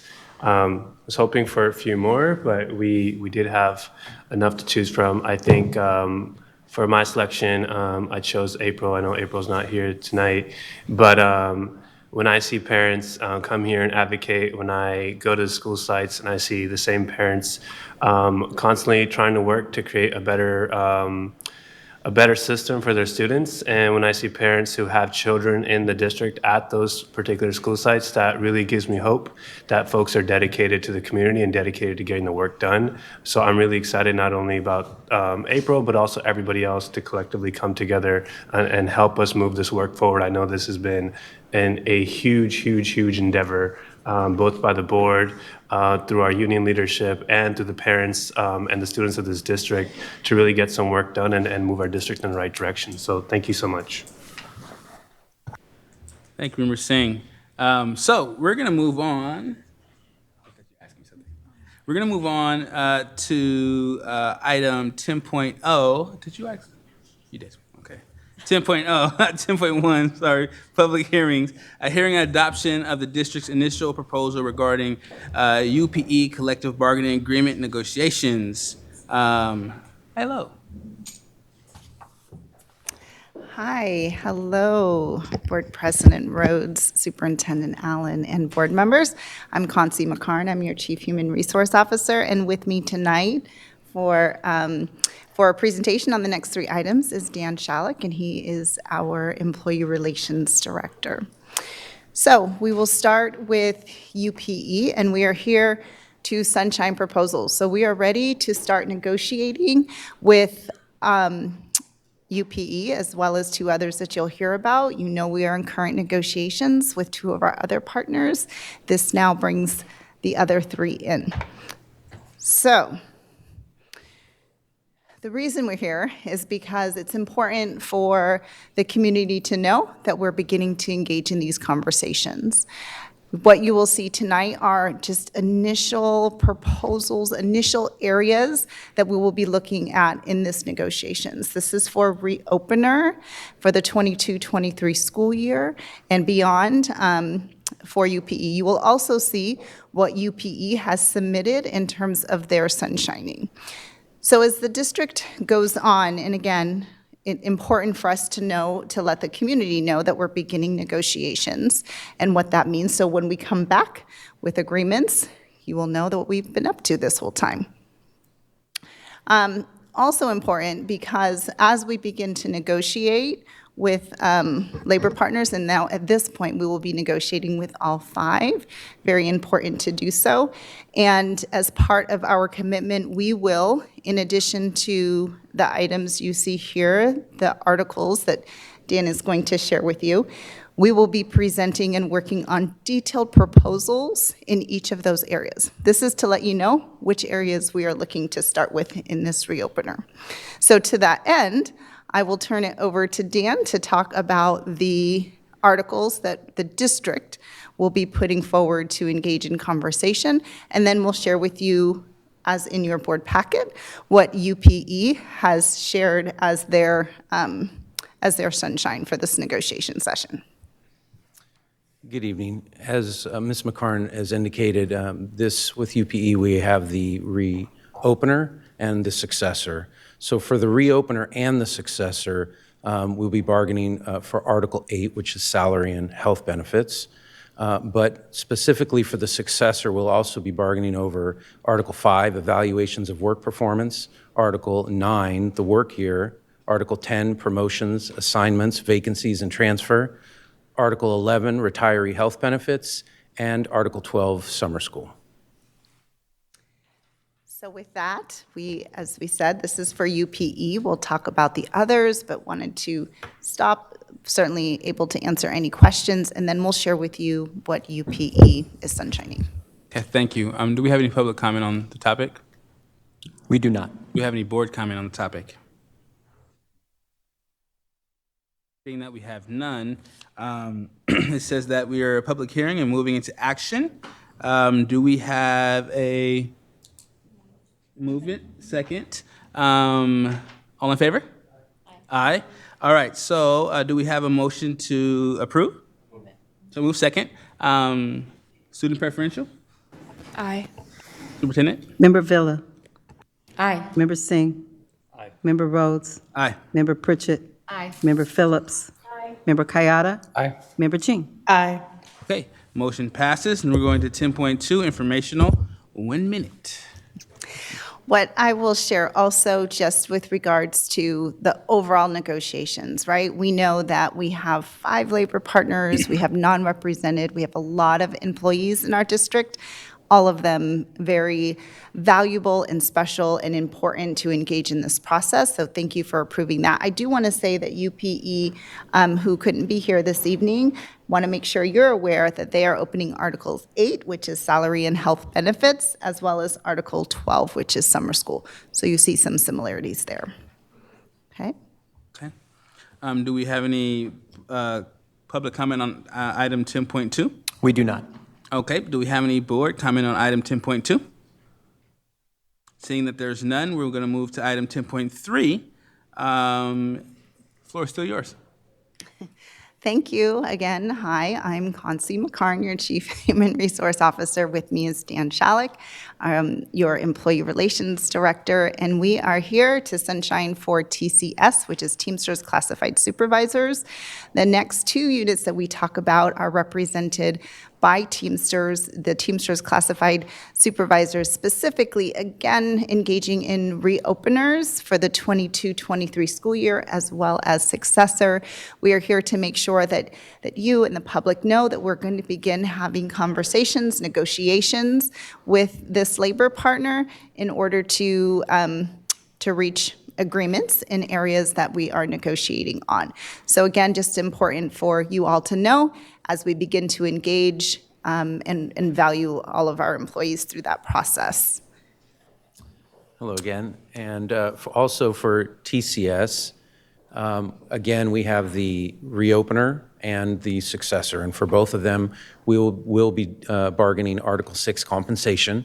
And for the reopener, we are specifically also bargaining Article 8 hours, Article 9 assignments, Article 13 transfers and promotions, Article 14 performance evaluations, Article 15 personnel files, and Article 17 professional growth program. Thank you. Thank you so much. And do we have any public comment on the topic? We do not. Do we have any board comment on the topic? Seeing that there's none, do we have a motion to move into action? Move it. Move. Do we have a second? Second. All right, now we're into action. Do we have student preferential? Aye. Superintendent? Member Jean. We're good. Aye. Member Kayada. Aye. Member Phillips. Aye. Member Pritchett. Aye. Member Rhodes. Aye. Member Singh. Aye. Member Villa. Aye.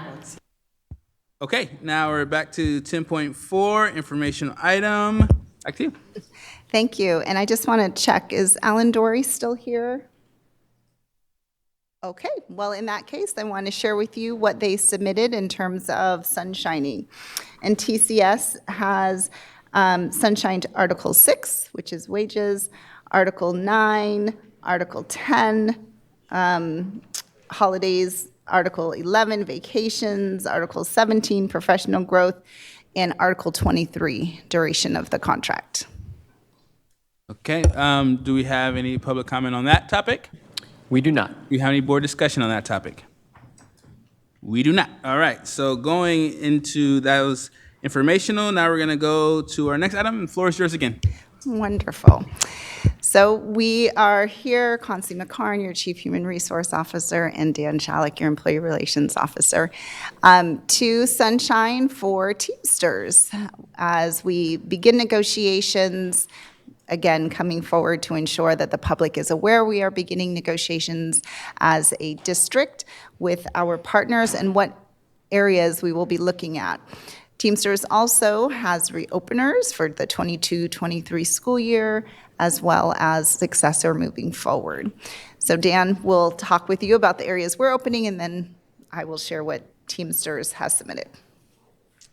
Yes, so for both the reopener and successor, we will be talking and bargaining over Article 6 compensation, and for the successor, additionally, Article 8 hours, Article 9 assignments, Article 13 transfers and promotions, Article 14 performance evaluations, Article 15 personnel files, and Article 17 professional growth program. Thank you.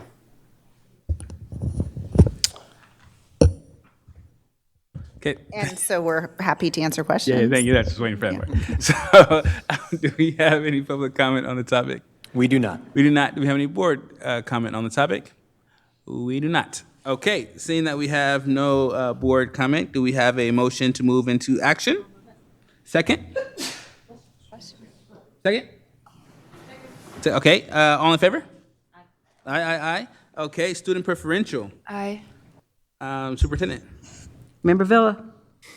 Aye. Member Singh. Aye. Member Rhodes. Aye. Member Pritchett. Aye. Member Phillips. Aye. Member Kayada. Aye. Member Jean. Aye. All right, the floor is yours again.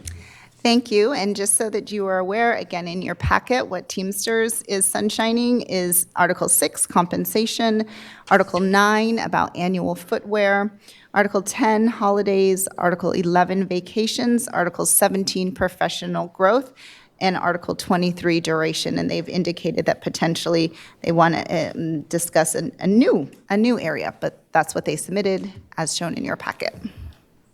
Thank you. Do we have any public comment on the topic? We do not. We do not. Do we have any board comment on the topic? We do not. All right, seeing that that's informational, we will go to the next. No, this is no longer you. All right. Item 10.7, public hearing and approval of resolution number 3354. Hello. Hello. Hello. Good evening. I'm Shannon Pella, Director of Professional Learning, excuse me, for ELA Literacy and Humanities, and this is our district librarian, Tasha Weatherall. And we are here,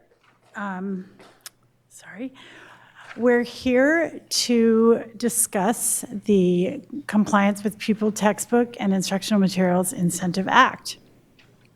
Having sufficient instructional materials is clearly a part of our core values and guiding principles as we are moving to provide the most equal opportunities to all of our kids. I'm having remote problems. Nope. Go back. So the Pupil Textbook and Instructional Materials Incentive Act is grounded in Ed Code, which requires that the governing board, and that's why we're here tonight, holds a public hearing on or before the end of the 8th week of the school year. And at this hearing, you will make the determination through a resolution as to whether or not each of the students in our districts have sufficient textbooks. So what we call this often the Williams Review or the Williams Act, where SCOE comes to visit our sites, and the purpose is threefold. One is to determine if pupils have sufficient instructional materials in the 4 core subject areas. Also to determine if there are any facility conditions that pose an emergency or an urgent threat, and to determine if the school has provided accurate data on their school accountability report card. So Tasha, with her exceptional participation in the yearly Williams Review, is going to now discuss the steps required to ensure sufficiency. All right, so I sound really congested, but I'm not. I'm fine. Every year, the sites all of our school sites are provided with a list of our instructional materials that need to be made available to all of our students. And we check in with all of our principals or our site librarians or our textbook managers at each site to see what they need for the coming year based on projections of who their students are going to be. In May-ish, I get a list from Sacramento County Office of Ed that says, here's your sites that are going to be visited this year. About a quarter of them will be unannounced, so that they know they're getting a visit, but they don't know when. And it's always after the second week of school through the end of September.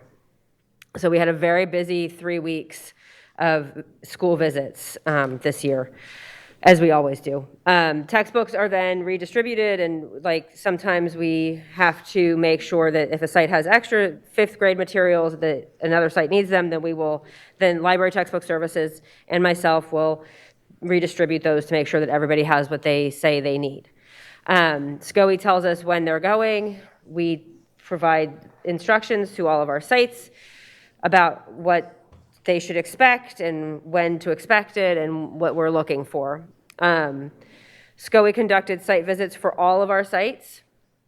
I attended almost all of the visits this year to make sure that the visits were done in a way that I knew that they were actually looking for what they were supposed to look for. There were a few that I couldn't attend, but somebody else from Library Textbook Services went to also, so that we would have a district representative at each site during each visit.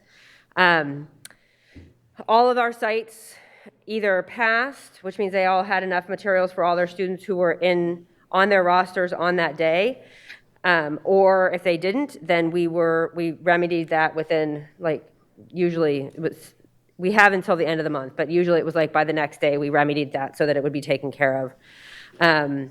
So yeah, that's all of that. I don't know, do I just push this one? Okay. These are the visits that we did this year. The list is exactly the same as it was last year, and it will be exactly the same as next year. The hope is that the following year there'll be another 3-year cycle for different sites that meet the criteria that are outlined in the legislation. So we had one site, Martin Luther King Jr., that was a K-8, but is no longer a K-8, so that's why there's fewer K-8s this year than there were in previous years. And we just have one high school, Hiram Johnson, which any of us who've been there know that is we were there for 4 hours with, 16 people, it felt like, checking classrooms. So those are all the sites that we visited.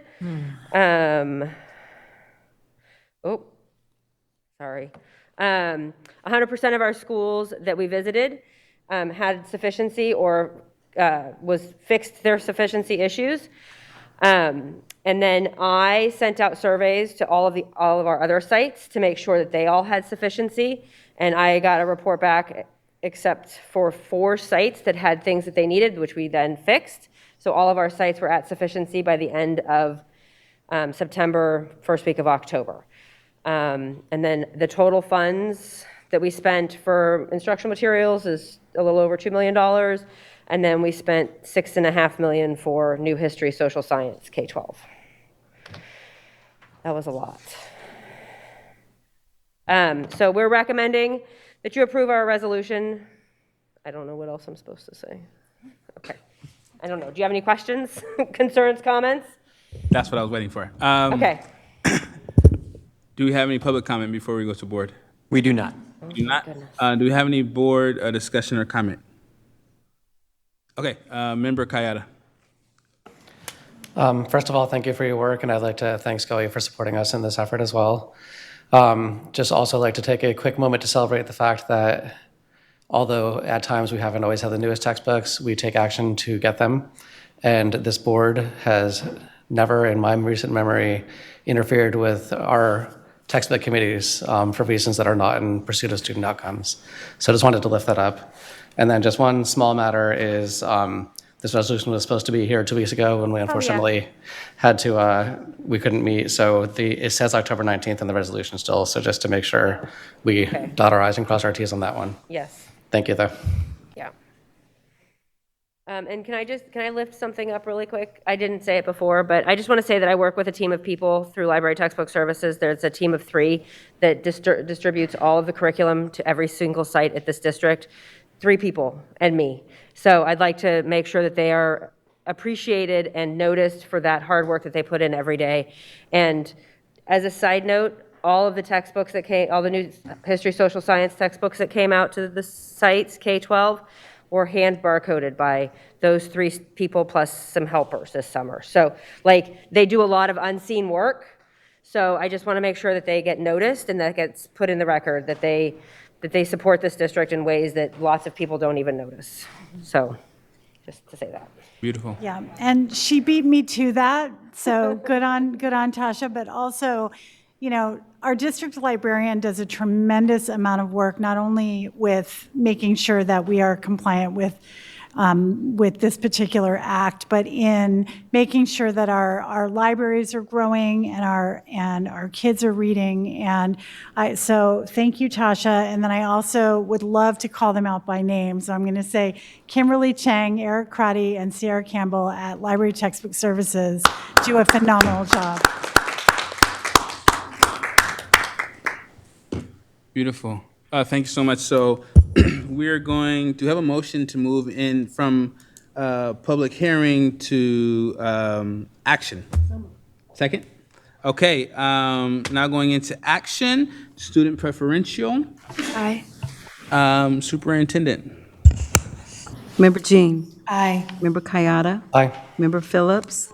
Member Pritchett. Aye. Member Rhodes. Aye. Member Singh. Aye. Member Villa. Aye. Wonderful. Motion passes. Thank you guys so much. Thank you. Have a great night. You as well. Okay, now going into resolution number 3366. And this is going to be Mr. Russell. How are you doing, sir? Hello. Good evening, President Rhodes, member of the board, Superintendent Allen.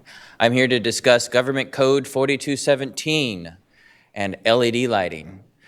Today's public hearing is supposed to give you the information that provides that we have met Government Code 4217 and can use this as a procurement method to do energy efficient projects. Our core values and guiding principles lead all the work that we do here in facilities. Our project highlights, this is going to replace exterior light fixtures with energy efficient light fixtures at 25 campuses, similar to phase 1 where we did 25 campuses and have finished that work. It also does include the Cerna Center interior lights, our heaviest energy user building in the district. The timeline is December. They will begin at Christmas holiday break and work here in the Cerna Center, and work will continue through June of '24. As I said, 25 sites will receive this work. We will receive an estimated 90% savings per light fixture. We take 250 watt sodium lights, high energy lights, those exterior bright yellow lights, replace them with 14 watt LED, same intensity with dimming effects per fixture. We do have a SMUD energy retrofit rebate. We have worked with SMUD in our office, receiving almost $131,000 in a rebate for this project, and we expect the payback to be 8 years. Why are we using 4217? It allows us to negotiate with a qualified contractor to do this work, and one of the negotiated items is a 10-year warranty on our fixture instead of a typical 1 or 2 year warranty we receive at facilities. 4217 is the energy service contract. We have posted a notice within 2 weeks of this board meeting, and you are with me right now getting ready to hold our public hearing to determine that I have shared with you the anticipated energy cost savings of this project is reasonable. The procurement analysis, all projects have a construction cost. As you can see, our construction contract will be for $2,330,853 that does include a SMUD rebate of $131,000 and insurance bonds required by law. Soft costs in facilities include architects, construction management, oopsies, etc. We used common industry percentages to come up with those costs. Those are estimated costs, but it would take us to almost $3 million if we did not use Government Code 4217. Financial analysis, this shows the payback period and our net cost avoidance with both energy and maintenance costs avoided over the course of 10 years. This is by site, what each site will cost, estimated annual yearly savings, the SMUD rebate by that site. The SMUD rebate is based off the fixture. We get a certain dollar for every fixture and fixture type, and comes with our construction costs. For tonight, we need you to hold a public hearing, allowing for public comment. I will answer any board questions, and then the actual resolution is in consent tonight. Thank you, sir. Do we have any public comment on this topic? We do not. All right. Do we have any board comment on this topic? Member Jean. Sorry, I have a newbie question. This is Measure H, so it's not officially a bond. So do we have an oversight committee of community members at all for these funds? And if so, have they been a part of this process? Measure H is paying for this project, and we do have a Citizens Bond Oversight Committee for Measure H. Excellent. And have they gone through this and approved it all and are on board with what you're Bond proposing? Oversight Committees look at project financials after the projects are. Afterwards, okay. So it'll be their job to make sure that what you're proposing to us right now is what happens. Yes. Excellent. Thank you for helping the newbie figure this out. Very welcome. Do we have any other board comments, questions? All right. Seeing that there is none, that will conclude our public hearing. Thank you so much. Thank you so much. All right, now we're going to have your counterpart come up and talk about the facilities plan update. Hello, sir. Hello, Board President, board members, Superintendent Allen. I am Nathaniel Browning here this evening, and I want to provide an update on our facilities planning efforts in the district. And again, here's our core value and guiding principle. And I think it's important that to spell out that we do recognize that our system isn't equitable by design, and that we work to confront and interrupt those inequities whenever we can in order to provide an equal opportunity to graduate with the greatest number of post and secondary choices with the widest array of options. Here are the acronyms that you'll see this evening in this presentation. And here's the agenda. I want to share a little bit of research, provide a little bit more background on the facilities plan that we have in the district. It's building off of the February 16th presentation that I provided to all of you previously. Talk a little bit about our recognitions for the work and how we're implementing the plan, specifically around the second round of vision projects that we've identified. So, what the research shows is that the conditions of school facilities really do impact student achievement, health, and attendance, and that students in lower income neighborhoods are more likely to attend schools that are in poor condition, and those schools in poor condition in those neighborhoods typically receive less school funding. In fact, here's another very large peer-reviewed article that came out about a month ago that showed the same thing. It looked at 23 states' bond measures that had been passed over the last decade, and it showed that students that received funding, facilities funding specifically on project type, certain project types, did see increase in outcomes, student outcomes, and that was a more pronounced increase in those student gains in disadvantaged communities. So I think it's really important to have that research in the background and think about kind of where we have landed in the district as well. In February, I shared with this body that we looked at funding previously across the district and found something very similar, that a lot of our facilities funding had previously gone to more affluent parts of the city, whereas a lot of that funding hadn't seen some of the school sites like Nicholas or some of the other schools that have been identified in our facilities planning process. And in order to do that, we really had had to look at what traditional facilities planning metrics used to look at to provide and prioritize a rubric for identifying construction projects. And we had to take that apart, dismantle it, and come up with a different set of metrics to help identify schools that would impact that student outcome trajectory even more.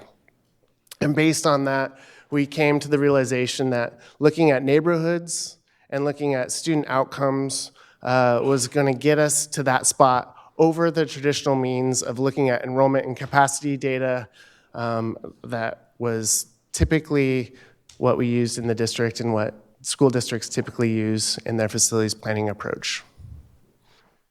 And so a little bit more on what that implementation looks like. I'm not going to show it this evening. I showed it last February. If I encourage anyone that has not seen this 6-minute video to find this video. It's called Racism in Fine Print. Talks about how specifically in Sacramento, previous redlining has increased neighborhoods that have had historical disinvestments and other neighborhoods that continue to receive layers and layers of supports. And what we have found is that in this district, we unknowingly continue to provide additional funding to those affluent neighborhoods that continue to get a lot of those resources. Meanwhile, we were closing schools in less affluent neighborhoods, continuing to increase that level of disinvestment. And so this funding plan really kind of takes all that into account and really prioritizes our capital funding efforts moving forward in neighborhoods that have had historical disinvestments. So the plan really outlined $4.4 billion worth of need within the district. We currently have Measure H, which was a $750 million bond. And if you think about that, that's not even $750 million on $4.4 billion worth of need is not really even quite a full down payment. And so we really have much more work to do, and the Measure H dollars that we have is really just the initial step in the right direction, but we have much more to identify and address. And in order to figure out how we're going to best spend that initial down payment, we had to develop a plan to outline how best to proceed. And so we developed 2 different types of projects, Project Type B, which we also call the Vision projects, and that runs through the Equity Index for identifying major modernizations or complete campus rebuilds. And we went blank, and so we figure out how we can get that back up and going. Project Type A projects are really based on facility condition, and they work to identify and remediate any kind of liability concerns, whether it's a leaking roof, any kind of deferred maintenance, tears in carpets, ADA type needs like that as well. It's really important to know that we have the Project Type B projects that are the vision and go through the Equity Index, but we also still need to address some of those liabilities as well. And so on the Project Type B, the Vision projects, again, we really looked at neighborhoods and student outcome data to prioritize where we were going to send those funds. And so after we look at and identified the list of projects based on the neighborhood and student data needs, we then would look deeper into that list of 12 to 13 sites to then prioritize a little bit further. And that's where we started looking at different features to the built environment. Project Type A, again, is really built on facility conditions. It really looks at some of the inadequate components in the learning environments and the facility itself, everything from cracks in the sidewalk to leaking roofs to deferred maintenance needs.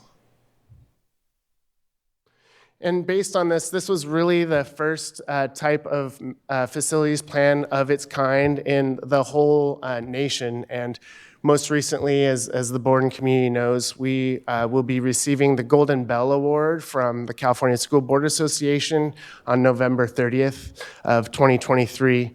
Last year, we also received the Leroy Green Design and Planning Award of Excellence from Cash AIA. That's their highest recognition for this type of work. Austin Independent School District and Boston Public Schools have also started adopting facilities plans very similar to ours. And we've gone on a roadshow and have presented to 6 to 7 different conferences, ranging from everything from a 90-minute presentation to a 4-hour presentation on this. And so implementing, we've previously come and shared that we focused on the first round of Nicholas Elementary, Oak Ridge Elementary, and Edward Kimball and Cesar Chavez Elementaries. And so we are starting to go into the second round of projects that we'll be talking about here momentarily. But I wanted to just share a couple of the things again, the 4 key principles that drive us, not only in the identification of the projects, but the projects and how we implement them throughout the whole process. We again look at the student data, neighborhood data. We look at any additional layers that we need to identify on making sure that we can address the needs within those sites identified through the equity index. But then we also want to really take a focus on uplifting community and student voices very specifically throughout the whole entire process. And lastly, be visionary as well as practical. So real quick, I think why talking about uplifting the community voice and engagement is really important is because sociology researcher Dr. Hernandez from UC Davis has shown that typically you'll find decision makers are making their decisions isolated without the people that are actually most affected. And that psychological distance continues to create more harm than good. And so what we're really trying to do and what we did in developing the facilities plan and what we're doing with each and every single school is we're really focused on this idea of making decisions with the community and giving them the space to outline what they need most. And so one of our sayings is you can't make decisions with the communities. You can't make decisions for the communities. You need to let them make it for themselves. And so almost done here, the next 3 projects that we've identified are Pacific Elementary, Bowling Green Elementaries, and Fern Bacon Middle School. And you can see here the level of need that each of these sites have. They do reside in neighborhoods categorized as high segregation and poverty, and they do have a high student population that is identified in LCAP. All of these sites have specific needs as well within the facility themselves. Pacific Elementary is in a location that is so close to the freeway that the California Department of Education would no longer let us build a school that close to the freeway. There's a high number of portables at that site as well, and it's extremely congested. And so that led us to elevate Pacific Elementary to the second round. Obviously, the Bowling Green Elementaries, we've all heard from the community there and the level of need at those sites. That site specifically has the 10th highest need within the district around student needs, more specifically. And then right across, pretty much sharing the same property line is Fern Bacon, which has the 4th highest student need across the whole district.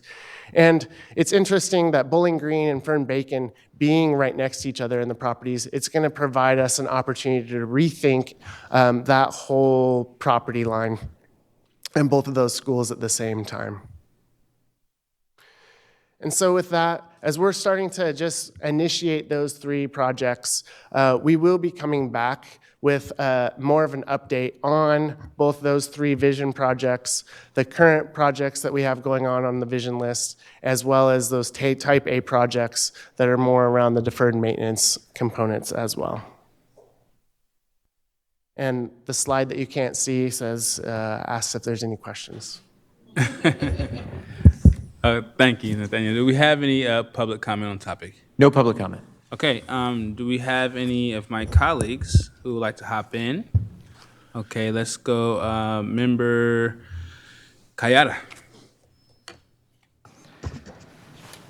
So thank you for the presentation, and I know we've seen a lot of this before, and I've seen you present it on the road, as you say. I'm really proud that we're able to develop such a deliberate method of investing in our community. Every time I consider our investments, and especially when I look at Measure H, which I remember voting on and spending a lot of time thinking about, because I remember when this was on the ballot, it was a time when I was very dissatisfied with our school district, and I was like, you know what? Are they going to spend this money the way that they say? Or is it just going to go into places that is a black box? I think we're spending it the way our community would want, but I do think there is, especially kind of in the materials we have when we present this, like the staff report, it's a little bit disconnected from the language of the bond. So I think my concern, the reason I'm raising this, is because, as you've mentioned, ultimately we have a lot more need than what we got from Measure H. We have a lot of investments we need to make to have top-tier facilities to educate our kids so that they can go forward into our new economy. This ballot measure had a lot of focus on STEAM education, labs. I'm not really seeing that in here. I know when we rebuild schools, that's part of it, but I kind of would like to either focus more on that or at least draw a line when we discuss this between kind of what the voters looked at and what we're doing and why. I know to you, having lived in this, it's a natural progression, and especially when you talk about, we had a board resolution that preceded the bond, but the average taxpayer was not looking at the board resolution. They maybe didn't get the concept and the full scope of what we were trying to do, which, to be clear, I fully support. I think we just need to make sure that if we're going to be back out to community to ask for more bond revenue so we can continue these efforts, we're clear in what we're doing with it, because I don't think we have to hide this. I think we need to sell this to our community. I would say we don't even need to sell it. This speaks for itself because we've done such great work. And I'm saying you did such great work in your team. Especially when I kind of go back to STEAM and our labs and whatnot, I think it fits perfectly within our equity index that we've created. The communities that need career technical education and these great labs to get educated are communities that maybe don't have as high rates of going to college, and these skills are even more important to them. It 100% fits. I just want to tell that story so it doesn't seem like we're talking about this over here and voters thought we were doing this over here, because we're doing what they asked for. We just kind of skip some steps sometimes, I think, when we talk about it. The other thing, as we look at especially the large-scale improvements to schools, including, replacing schools, I think, maybe this is something that needs to come back to the board, but we need to look at not just replacing schools with a newer version of what was there, but looking at what kind of schools we want for our community. Especially when I'm thinking about labs and opportunities for kids to get things that they can't necessarily get at a small school, I'm thinking it makes sense to have some larger schools with great facilities. And that may have some questions about what kind of a district do we want? Do we like our really, really small neighborhood schools, or maybe we don't have as, sorry, I'm speaking fast. When we have really small schools, we don't have as many adults on campus because each adult, divided by how many kids, we can't afford as many. And maybe you have one lab, but you're not going to have 2 or 3 if you only have a couple hundred kids. So really just being deliberate and intentional as we consider our future investments, and having conversations with our involved stakeholders, as well as the taxpayers, who I'm sure sooner than later we're going to go back because we do need a lot more. And your index and your list of needs has shown that. Measure H is not going to pay for everything that we know that we need.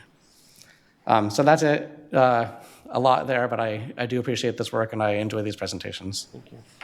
Thank you, Member Kayada. And Nathaniel, just for clarity for my colleague here, how much time did you spend in community talking with community members, taxpayers around what's going on and how that impacts them, and then the structures of how you guys are building schools and how you're incorporating the things that he has talked about, which I know you are?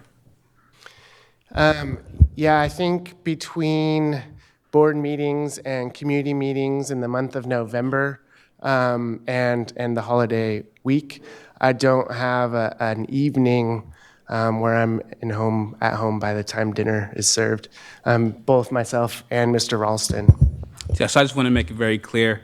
My colleagues brought up the concern of making sure that we're being clear to the community. I just want to be clear to the community that you are out there doing it, even if not all members see it. You're actually doing the work, so I appreciate you, sir.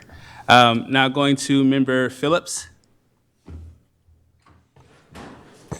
I just want to thank you for being one of the leaders in the change and the revolution against educational gentrification and redlining, because that's really what we're trying to stop. So I appreciate all that you're doing. You and your team are doing fantastic. It's rare that I just thank people, huh? No, you do it often. Yeah, you do. Yeah. Yeah. Okay, so that was just information. Thank you so much, sir, for your time. And we're going to move on to approval of the general obligation refund bonds. Mr. Scott? Oh, no, Mr. Scott? Hello. Okay. Good evening, President Rhodes, members of the board, and Interim Superintendent Allen. I'm Janae Marking, Chief Business and Operations Officer. Tonight, we present item 11.2, seeking a possible refunding of general obligation bonds with your authorization. I am pleased to introduce Mr. Joe Crump from Dale Scott and Associates, the district's financial advisor. Mr. Crump will provide information and answer any questions that you might have. Thank you so much. Thank you. Hello, Mr. Scott. No, I'm sorry. Mr. Scott is not here. This is Mr. Crump. Mr. Crump, I apologize. Yeah, no problem. All right, well, good evening, members of the board. Glad to be here. So, as Janae mentioned, I will be discussing a refinancing of a portion of the district's outstanding general obligation bonds. So first, to provide a little bit of background, so in 2012, district voters approved Measure Q, which authorized $346 million of general obligation bonds. And as is typical, these bonds are not issued all at once. They're issued in smaller pieces called series. So Series A, the first piece of this authorization, was issued in 2013 in the amount of $40 million. And also another typical thing for GO bonds is they're typically structured with what's called an optional redemption or call provision, which means that 10 years after a bond series is issued, it is eligible to be refinanced. And you can kind of think about this similar to how you would refinance a mortgage. And so let's get into a little bit of detail about exactly how this process would work. So as I mentioned, the Series A bonds were issued in 2013. Now here we are in 2023, 10 years later. So these bonds are now eligible to be refinanced. And there's a lot going on in this slide, but I want to direct your attention to the pie chart on the upper right. So these are the payments remaining on this Series A bond. So about $10 million of principal, $4.5 million of interest. Now the pie chart on the bottom is what, based on these estimates, what we envision the new payments would be if these bonds are refinanced. So principal payments would be reduced to about $9.3 million, interest would be reduced to about $3.4 million, and that would generate total savings of about $1.8 million.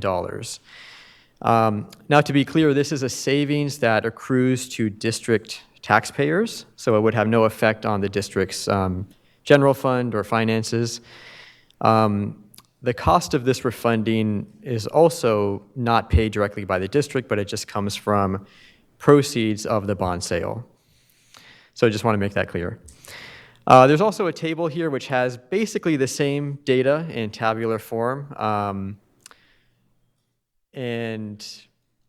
But the basic reason for doing this refinancing is just to achieve those savings for district taxpayers, which will lower future tax rates. So that's the reason for you would do this refinancing. So this is the first piece of the refinancing. It's very common type of refinancing we see in general obligation bonds.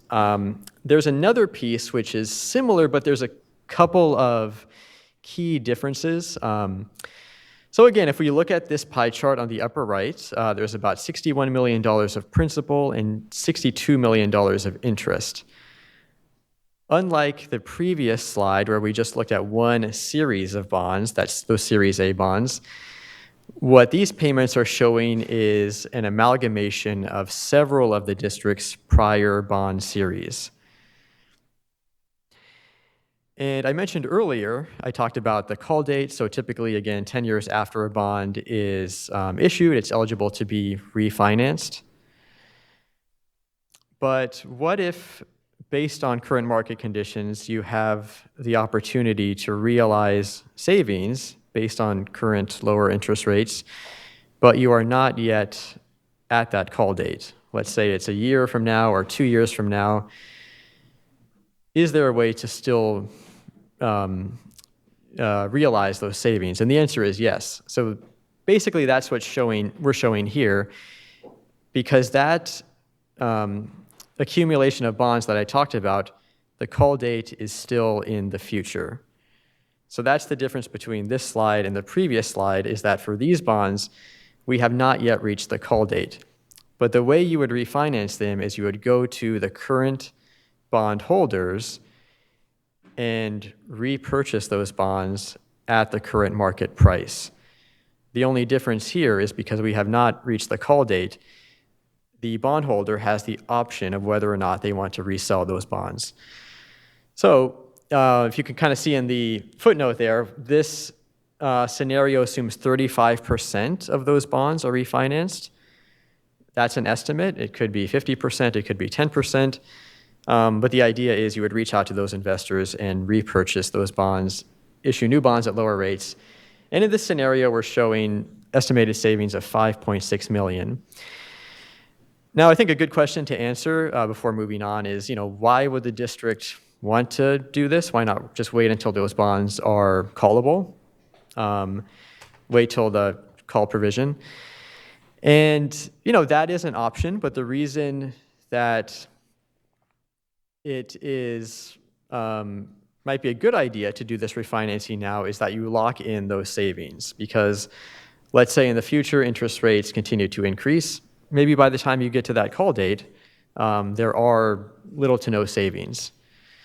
On the other hand, if interest rates decrease, you are potentially missing out on an opportunity to get more savings in the future. But the idea is you're just locking in those savings now, taking that risk off the table. So that's kind of the idea behind that. All right, so I know it's a little bit complicated, but let's move on to the next slide. And I think this would also be beneficial. So when we're thinking about a refinancing, whether it's in the mortgage market or a bond, one of the things that we have to be cognizant of is the interest rate environment. So this graph shows interest rates in the bond market going back 10 years. There's a lot going on here, but if we look at the far right, we can see just over the last few months, there's been a significant increase in interest rates. So what does that mean for this refinancing? So the numbers I showed you previously were based on interest rates in the market as of August 17th. So those two pieces that I showed you, the total estimated savings is about $7.5 million based on that scenario. However, because interest rates have increased significantly over the last couple months, as you can see on the right-hand side, the latest projections as of October show that those estimated savings have gone from $7.5 million to $2.5 million. So our instinct is, there are positive savings there, but it probably doesn't make sense to do the refinancing right now based on that $2.5 million number. Now, what's the correct number? That's up to the district to decide. It could be $4 million, it could be $5 million. But I just want to make it clear, that based on current market conditions, $2.5 million is the savings amount. Now, the advantage to passing the resolution is that if interest rates do decline, we never know how they're going to move, let's say over the next couple months, the district will be in a position to quickly put these refunding bonds into the market and achieve savings. But obviously, we would not go forward until we have the districts go ahead in terms of actually pricing this financing. In terms of timing, these are just some of the big steps. So let's say interest rates do drop significantly in the future, enough to proceed with this refinancing. At some point we'd schedule a rating call to get the bonds rated. The bonds would be priced afterward. That's when interest rates are locked in, the savings are locked in, and then the bonds would close. So this, basically from start to finish, this process might take maybe 6 to 8 weeks. So we could go pretty quickly, once we decide interest rates are at a level where it makes sense to proceed. So I know that's kind of a lot of information, but that concludes the presentation, but I'd be happy to answer any questions. Thank you. Thank you, sir. Do we have any public comment on the topic? No public comment. All right, do we have any board comment on the topic? Okay, so we're gonna hop into Member Kayada first. So bonds are an unfortunate necessity for public entities such as ourselves to be able to buy things up front with money we don't have right now. It's difficult, if not impossible, or potentially imprudent, I would say, for us to save a bunch of money and then go and spend it, right? To save up $750 million. But there are costs, and it's not just the interest involved when we make use of a financial instrument to be able to afford the investments we need. So I'm just going to read a little short thing. I heard it recently, I don't remember where, but I remember reading it back in college. It's called Where Are the Customer's Yachts? And this is a little parable from this investment book from, I think, 70 years ago. Once in the dear dead days beyond a recall, an out-of-town visitor was being shown the wonders of the New York financial district. When the party arrived at the Battery, one of his guides indicated some handsome ships riding at anchor. He said, "Look, there are the bankers and the brokers' yachts." And the naive visitor said, "Where are the customers' yachts?" Because ultimately, when you're dealing with money, when you're dealing with finance, there's people making a lot of money off it. There are pretty significant costs in us doing this refunding. I inquired before, I believe we're talking somewhere in the range $1.6 to $3.5 million. That's legal fees, ratings, advisory fees, the people with the yachts.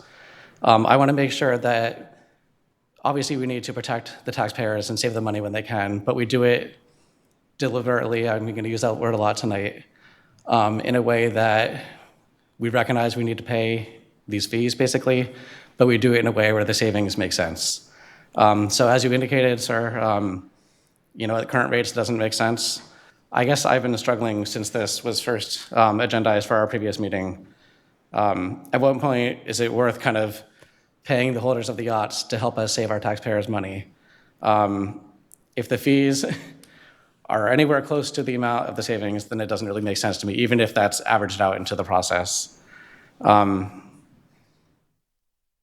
I guess I'm not really asking because this is kind of an inappropriate question for you, but to me, I would like to see the fees basically be at least a 1-to-4 ratio to the amount of savings we can get. And that's mostly to my colleagues. And just, a topic for conversation is when we're doing this, we have to recognize that it's a financial instrument.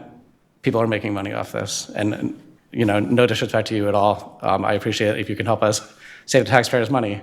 But we need to make sure that we as a board who are doing this action do it in a way that makes sense. Because we're not going to do it. I guess I will go actually back to your mortgage refinance. On a personal level, I could save a little bit of money maybe as rates are falling if I refinance my house once every 6 months. But tons of processing fees are being chewed up in the process. So I want to make sure we do it at the exact right time. Mm-hmm. And I do think it does make sense to do it based on the materials you provided. If there's a way for us, if we approve this action, because I do think it is a prudent action, to kind of set a level, I would like to do that tonight. Thank you, Member Kayada. Member Pritchett. Can you tell me if there's an impact on our credit rating to the district by this? On the credit rating? I would say there'd be no impact. It'd be negligible. In theory, it's going to lower the amount of debt service, but relatively speaking, it's a pretty small amount compared to all of the district's bonds. Okay. Thank you. Do we have any other board comment? None. Seeing that there's none, do we have a motion to approve? No. Do you have a motion to approve? So I would move that we approve to proceed if the amount of projected savings, I'm just going to say 3 times to give us some flexibility. If the estimated savings are at least 3 times the cost of the fixed costs in refunding the bonds. That would be my suggested motion. That is the motion on the floor. Is there a second to that motion on the floor? You'll second his motion? Okay, so there's a motion and a second. We are going to have a student preferential. No? Okay, there would like to be some discussion on the motion. Thank you for tapping in. Member Jean, the floor is yours. Thank you. I don't really know what I want to discuss, but I'm not ready to make that decision. I need information. What are the consequences, the unintended consequences? What do we start running into if that's not what's being proposed here? Are we negotiating, and who's doing the negotiating? What are we asking of staff? I need information before I can make that decision. Well said. We're gonna go to Member Phillips. So I do understand what Member Jean is saying. So, I mean, if it's something that we're going to be getting frequent updates as to the market or however the money is stuck, because I am not, you guys are kind of on your own planet, but if something is very clear where someone is watching it and we're getting reports that say, now is a good time, or now is a good time, like, is that how this would work? If we were to set it up so that we would know when that opportune time would be? Yeah. Well, yeah, if I could jump in. Well, I would say part of our role is monitoring, what is our clients' refinancing opportunities. So that is something we would monitor. We would come to district administration and say, this is what the savings look like now based on current interest rates. And ultimately, of course, it is their decision whether or not to proceed with actually selling the bonds and doing the refinancing. But if this does not proceed, then the idea is on the shelf and there's no cost to the district. So it does give you flexibility in that regard where there's no downside if it doesn't work, if interest rates continue to climb. But you do have the ability to go forward if interest rates drop. So that is something we would be in communication with to the district in terms of what the savings look like given the current market conditions. So is there a reporting schedule, or it is you are watching the market and when that time appears, you are going to alert us at that time? So, I mean, if we're going to make the right decision, we'd like to be able to follow that with you. Mm-hmm. So I'm just curious as to how frequently it'd be reported out to us. Yeah, I think oftentimes we continually monitor it, and we can report regularly to the district and say, this is what the savings look like at that time. Okay, it's a trust issue. You know what I mean? But I mean, I wouldn't think that you'd want a bigger yacht. So, all right, I appreciate that. Thank you.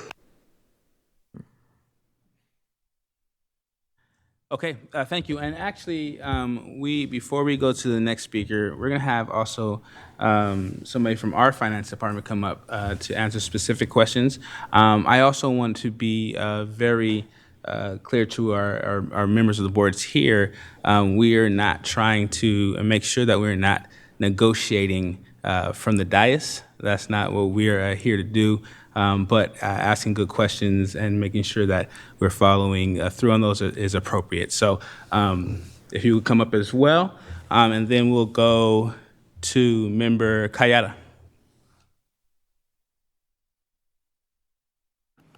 Well, actually, I was going to ask if you would come up.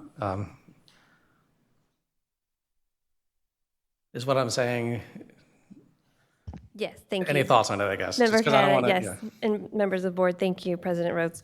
What I hear you saying is, I think that, of course, there are fees associated with any sort of issuance or refunding. And especially when you're looking at a refunding, what is the net benefit to the district? And so balancing the fees, which are a cost no matter what, to the variable benefit of the total refunding. And so what I'm hearing you say is, when we first looked at this information and where the rates were, as Mr. Crump provided, it was a much more favorable opportunity for the district at that time. But over the course of the weeks that have passed, of course, with the market, it has become a less favorable opportunity at this time. And so, again, what I'm hearing you say is, we are interested in this as long as the benefit meets a certain threshold. And if the benefit is not at that threshold, then why would we engage in this? And of course, that is at the discretion of the board's decision. I think, as Mr. Crump is presenting, and this is the conversation that we have been having in preparation for this meeting, is that as our fiscal advisor, most certainly, Dale Scott and Associates is watching the market on a regular basis. They are looking out for our benefit, and we are here tonight seeking your authority to move forward. But we have discussed that this might not be the best time, and so I think there's a decision point where you can give us authority and say, we give you authority, but we want to know the benefit. It needs to meet this threshold before you move forward. Or perhaps you want us to just wait until we get to a point where that benefit threshold is already there, and then we can come back and have that conversation. I think, to Mr. Crump's point, coming back to the board, the market varies a lot, and coming back to the board is a timely endeavor depending upon where the market is. And I hope I'm answering your question, but I do hear what you're saying, and I don't necessarily hear you negotiating from the dais, but rather just trying to set a water line where you're comfortable with the benefit that a refunding might offer to the taxpayers. Thank you. I love it when someone can summarize me better than I said it myself. So thank you for that. That is what I'm saying. I'm not trying to negotiate anything. I am trying to basically set. So actually, what I would like to do tonight, because we've seen so much fluctuation in the market, we have to be able to go when the time is right. And so I would like to authorize this tonight with action, but set basically a guardrail. Because to me, it's important to be able to talk to voters and say, it's important that I save you money on these bonds, because I know I'm going to be asking you for more bonds, but also I'm saving you money, but I'm also not using these bonds as a way to just get people not in Sacramento rich, right? And again, that's really nothing for you, or I'm sure many of your compatriots. I'm really talking about people in Manhattan. And I hope you're not from Manhattan. I feel like you're from San Francisco. Okay. Okay, but so that really was my motion, is to say, go ahead, and we're authorizing you to do it when the time is right. And to me, the time is right when the ratio is like 1 to fees, 3 to savings. That's my motion. So Member Kayada, just for clarity, you're saying your motion was to authorize this move to when the market is most favorable for the district. Then you also said that your favorable for the district is this. So are you giving them the leeway to choose when it's favorable for the district, or is your motion when it meets what you feel is favorable for the district? That is my question to you, sir. So I very much trust our staff to make that call. I think I am setting a threshold that I think is comfortable, but if the rest of the board does not want to put a specific number on it, if we want to just have this, if you agree with my intent, and that can be kind of the direction we give to staff, but then we'd approve it as is, I would be comfortable with that. I think I personally agree with your intent, and then I also agree with our staff having the leeway to visualize and view the markets to be able to make that move when they best see it fit. That's my thought. The floor is still yours, though, sir. What's your motion? Well, so I have a second. I guess I would be willing to just go back to approving as is if my second is amenable to that. It sounds like the parameters I'm discussing are something we don't want to get into that detail. You are his second, sir. I still have my button to speak. We're going to get there. So, we got you. I just wanted, because he's well, still I need to motion on the address, floor. I need to be Motion very on the clear floor. that I obviously, legally speaking, I definitely am not sitting up here negotiating as well, right? I want to make that clear. I heard it as a guardrail, and I appreciate you explaining the process and where we're at right now. So I'm good with the intent being guardrails. That's what we're talking about here. I'm not good with us giving that level of direction. We want to make sure we trust you all, and we look to you to help us make those financial decisions, which is why you're here. You join the staff. So however we can move forward with that intent of guardrails, I'm happy to move forward with that and offer that. Okay, so it sounds like what your motion is, you have a second, my good sir, from the southwest side of the city. So my motion, if the second still stands, is to approve the action as presented, and the direction is informal. Okay, so we have a motion and a second. Do we have student preferential? I'll abstain. Okay. Okay, and superintendent? Member Jean. Aye. Member Kayada. Member Aye. Phillips. I'm gonna be honest with y'all, I'm not sure how to answer that, because it sounds like we're voting to move forward, but we did have a somewhat of a discussion in which we said that we could possibly bring this back at the right time. And Ms. Marking said, because I'm in the middle of this, because you guys think, when you guys move too fast, I stop and That's start fine. asking questions, I'm Feel sorry. free. So you said after. So what I offered is, if you aren't comfortable giving us the authority right now to make the decision, we could, of course, bring it back to you when we feel like it is a more favorable market. What I'm hearing you say is at least the conversation seems like you're voting on giving us the authority now to make the decision. And in all transparency, Mr. Crump and I have been in conversation that we share your interest in ensuring that this is maximally beneficial to the district and to taxpayers. We agree this is not the best time, and so we are observing the market to ensure that we are able to jump when the timing is right. So if it's okay, can I proceed to give you my vote? Yes, ma'am. My vote is aye. Okay, thank you. Member Pritchett. Aye. Member Rhodes. Aye. Member Singh. Aye. Member Villa. Aye. Okay, motion passes. Thank you. Thank you very much. Thank you. Okay, and we are making great time comparatively to what our agenda says tonight. So this next portion we've had is a superintendent search firms. We're gonna have an open conversation around it. We have our three firms, which is Leadership Associates, Jacob McPherson, and Alma. And so what we want to do today is have a discussion. I've had conversations with board members. I know that there's some trepidation around some of this, but we want to have an open and honest discussion today to see how we move forward with our possible search firms. President Rhodes, we do have one public comment on this. Okay, when we'll get there. You wanna I'll wait? call them. Okay. Yes, sir. Yes, sir. Thank you. Before we kind of go through and I see some members are already in the queue. Before we go through, we'll have our public comments speak, and then we'll have board discussion around the topic. For my colleagues, this is just an open discussion, more free-flowing around your thoughts, so how we move forward, okay? So we'll take that first public comment.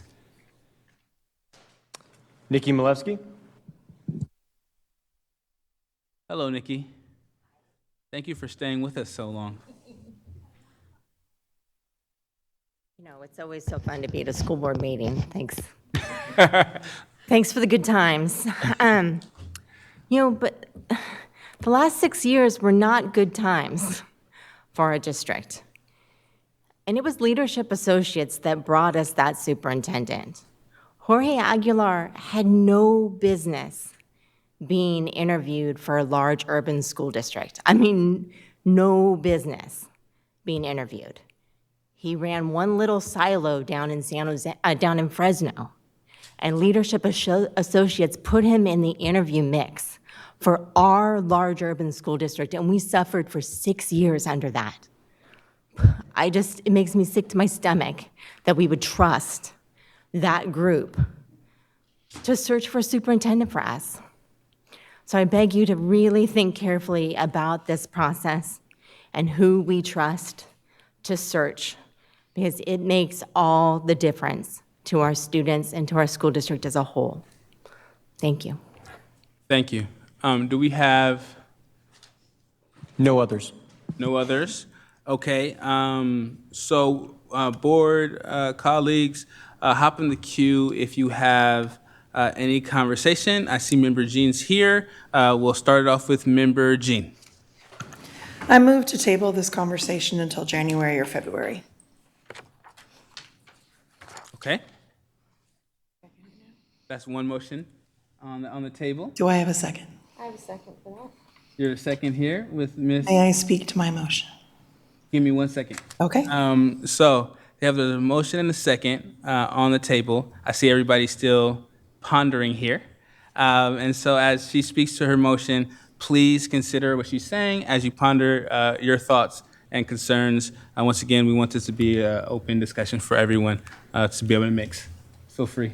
I believe that the work that we are doing through the listening sessions, which we haven't actually mentioned yet in this meeting, but we're in the middle of, we've had 2 listening sessions, we have 5 more coming. We've been reaching out to community partners, and that needs to be our focus. And until those listening sessions are complete, having a conversation about what leader would be guiding us through the next phases of our district doesn't really make sense in my head. The current plan is we do our listening sessions, and in that we hear from the community the vision and the values and what their passion is for our education for our students and what students are able to know and be able to do. We then as a board are tasked with reading through all that info and considering all those conversations to reshape and redevelop our goal, our vision, the guardrails around all of those pieces. We then will use that to determine how do we hire somebody? Who is that person going to be that will best help us achieve those goals? We then put together an evaluation system to ensure that they are being held accountable to the goals that we've put together based on what the community did. So for us to, at this point, even talk about the hiring of somebody when we haven't done steps 1 and 2 makes no sense to me. So I would like to table this conversation until at minimum January, preferably February. Thank you. Thank you, thank you, thank you. Do we have a motion a second, but do we have any other board comment around the topic from anyone? Do you have your hand up or? Okay, she's thinking. We're gonna let her think real quick. Okay, Member Phillips. I do have concerns about delaying us having a search firm available. And that's only because I have seen delays previously in how we've gotten started. To your point, it does make sense. We need to be ready before we have someone who can find the person who's going to work in our district with us and for our students. But I'm worried about if we wait until February, how long it might take for us to actually get to that vote finally so that we can even start.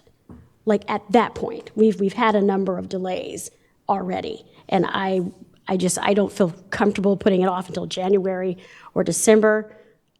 January, February.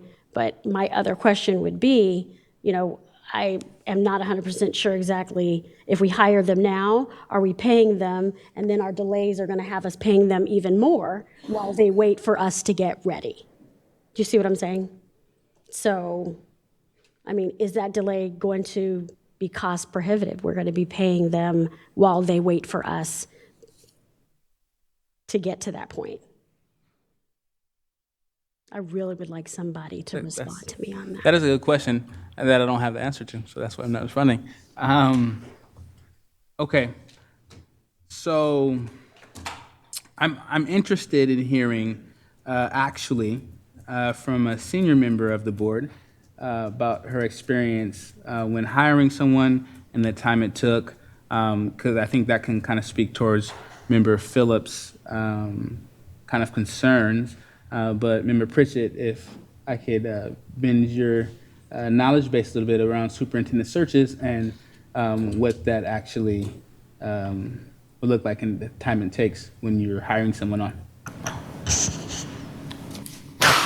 It's a pretty lengthy process. I mean, from the time that you hire a search firm, it really depends on the search firm and then the plan from the search firm and then doing community meetings and then going through the interview process. It's probably between a 3 to 5 month process, I would say. 5 months. Mm-hmm.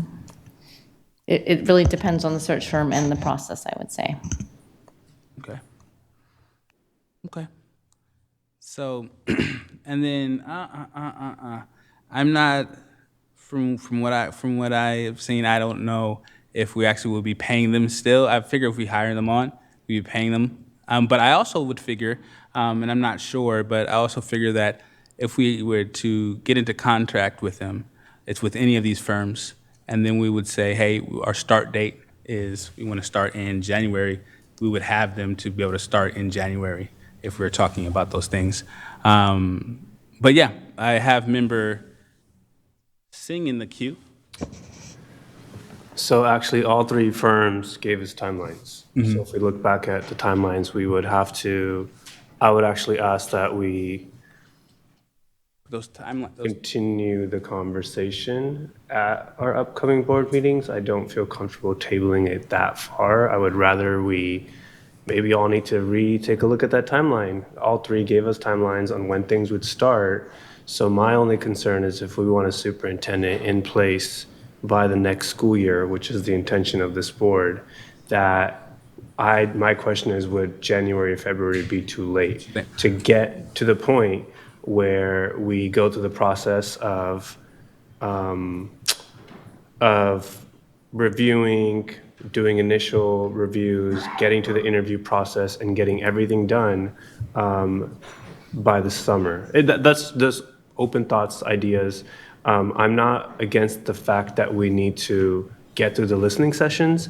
I'm more interested in how listening sessions that are ongoing will affect the search firm that we choose, because at the end of the day, these are listening sessions. We're gathering data, and I would assume that the data is going to be gathered. At the end of the day, we still have to make a decision on who takes that data and helps us formulate a plan on how to use this information to start searching for somebody. That's just an out loud question. If someone can do it quickly once we're done, that's fine. But I know that literally almost 2 months ago, we had them in here and they presented timelines. So I would just like us to revisit those timelines. We would have to ask those folks to revise their timelines. I don't want to say come back in January or February and we say yes to you. We're going to have to ask them to represent. And I remember those timelines were also flexible based on the need of the district as well. So while they gave us potential timelines from where they were at then, that those are all flexible as well. We have Member Villa in the queue. As we've heard from our community members, I'm sure I'm not the only one, but Rhodes and I did also host the McClatchy. This is one of the biggest decisions as a board member that we can do. So I do not feel comfortable rushing a process that will make such an impact. And we've talked about in this board that we want to make a change. And so this is the right way to do it, and really doing the work and spending the time to figure out our process and dig into what our community is asking from us and do it right. Last week, we had the opportunity of speaking with board members from all across the country, and across the board consensus discussing the superintendent search was, do not rush that process. Do the work, spend time with your board, find out the goals of your community, and then take that next step, because it is so critical that you do it right. Because if you don't, it's on you. And we all have to own this operation, and we need to really take the time to not just put it in because of a timeline. We only have a December meeting, So I'd rather use that time to continually talk to our community and talk to our labor partners, to our staff, to different families, and say, what are you wanting from us? Because this is our job as a board member to hire the right person moving forward. So you can't rush this process. It's too big of a component of our district and being a board that's going to function effectively moving forward for Sacramento. All right, and now we're going to Member Kayada. So we have overlapping timelines on different initiatives that we're engaged in right now. And we have dropped the ball on meeting our own timelines, which has put us into this situation. We have already been working with the Council of Great City Schools on what's been described here, which is basically developing goals and guardrails for the district before we hire a superintendent. And yet we're like at least a month behind on that process, which means that the timeline we had expected for this is not possible if we're going to continue to meet that. I've also talked to a lot of board members in other districts, and I've been observing boards who've lost superintendents either because they fired them or the superintendent's left. And my big takeaway is you want to have time to pick a superintendent. You don't want to be forced to pick a superintendent. I'm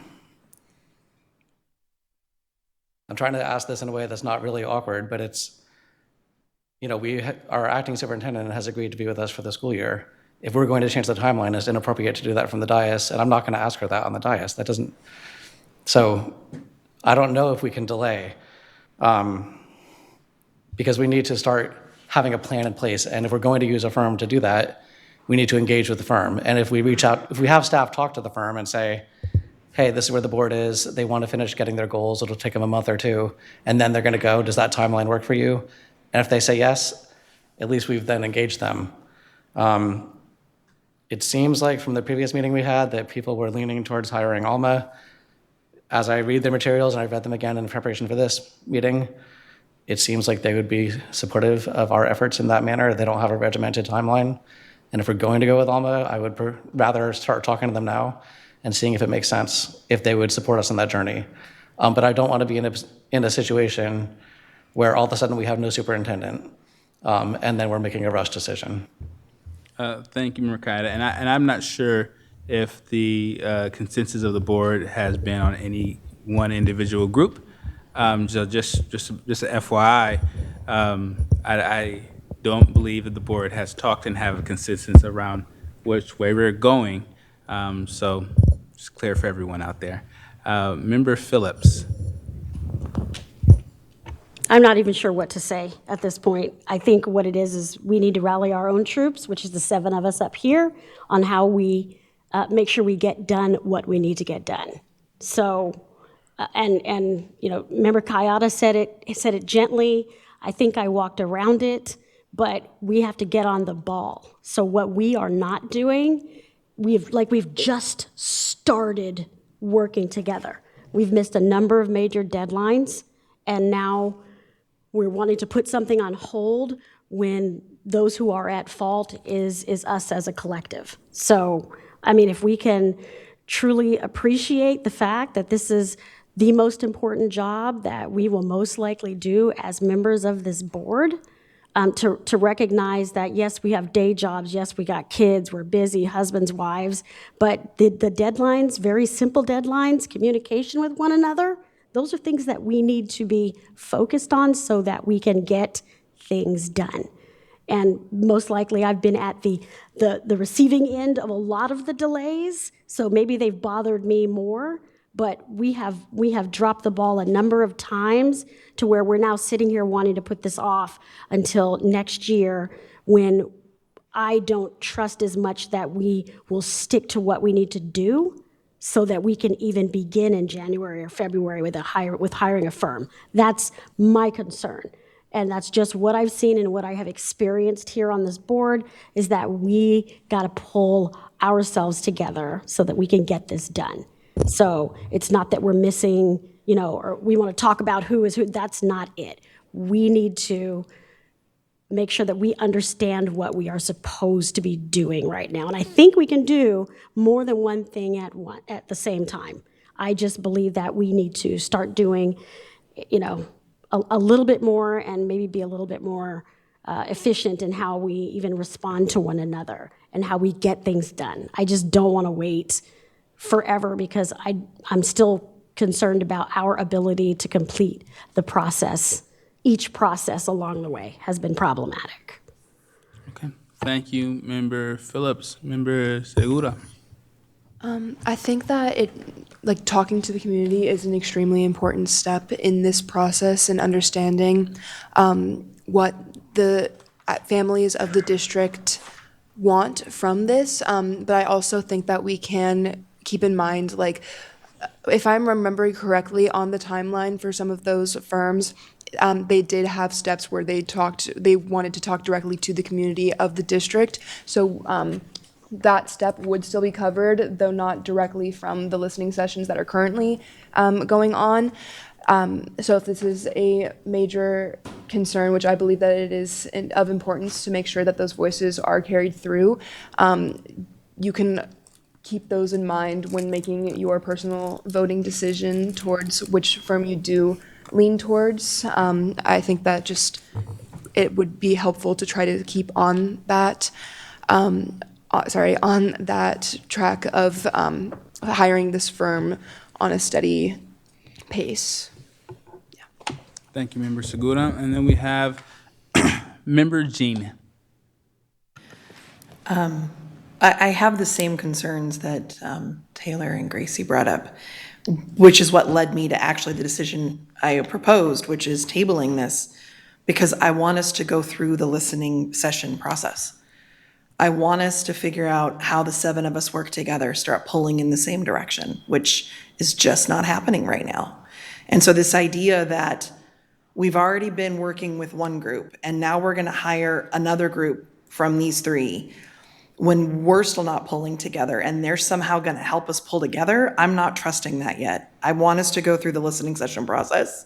I want us to gather all of that info and have a tough conversation around how do we use what the community has told us? How did the 7 of us come to a consensus on the vision and the values, the core things that guide what happens in our district, the goals that we set, the guardrails we put into place? The work we will do together in that process, I think, will empower us to be able to make better decisions. But rushing to hire somebody right now when we're still in the space we are, I'm just not convinced that is the right step. Am I worried about timeline? Yes. Have I already started having conversations about that? Yes. I was surprised to see this on the agenda because I thought we were having some behind the table conversations. I'm not right now able to say I want to hire any of the 3 that we got. And I really don't want to have a conversation about why, but if you're interested in, I will explain to you why every single one of them concerns me. So I don't know what to do when I'm sitting here going, we've got a board that is still figuring out how to pull together.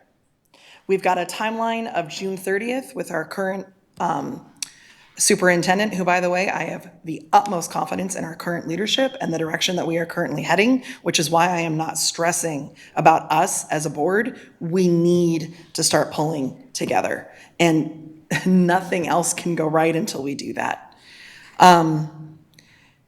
Because of that timeline, because of where we are, sorry, I distracted myself and talked out of it. I had one last point to say. I don't like sitting here going, I don't see a single person out there that I'm confident can help us do this better than the 7 of us figuring it out together. So I don't want to hire someone else that will tell us what to do.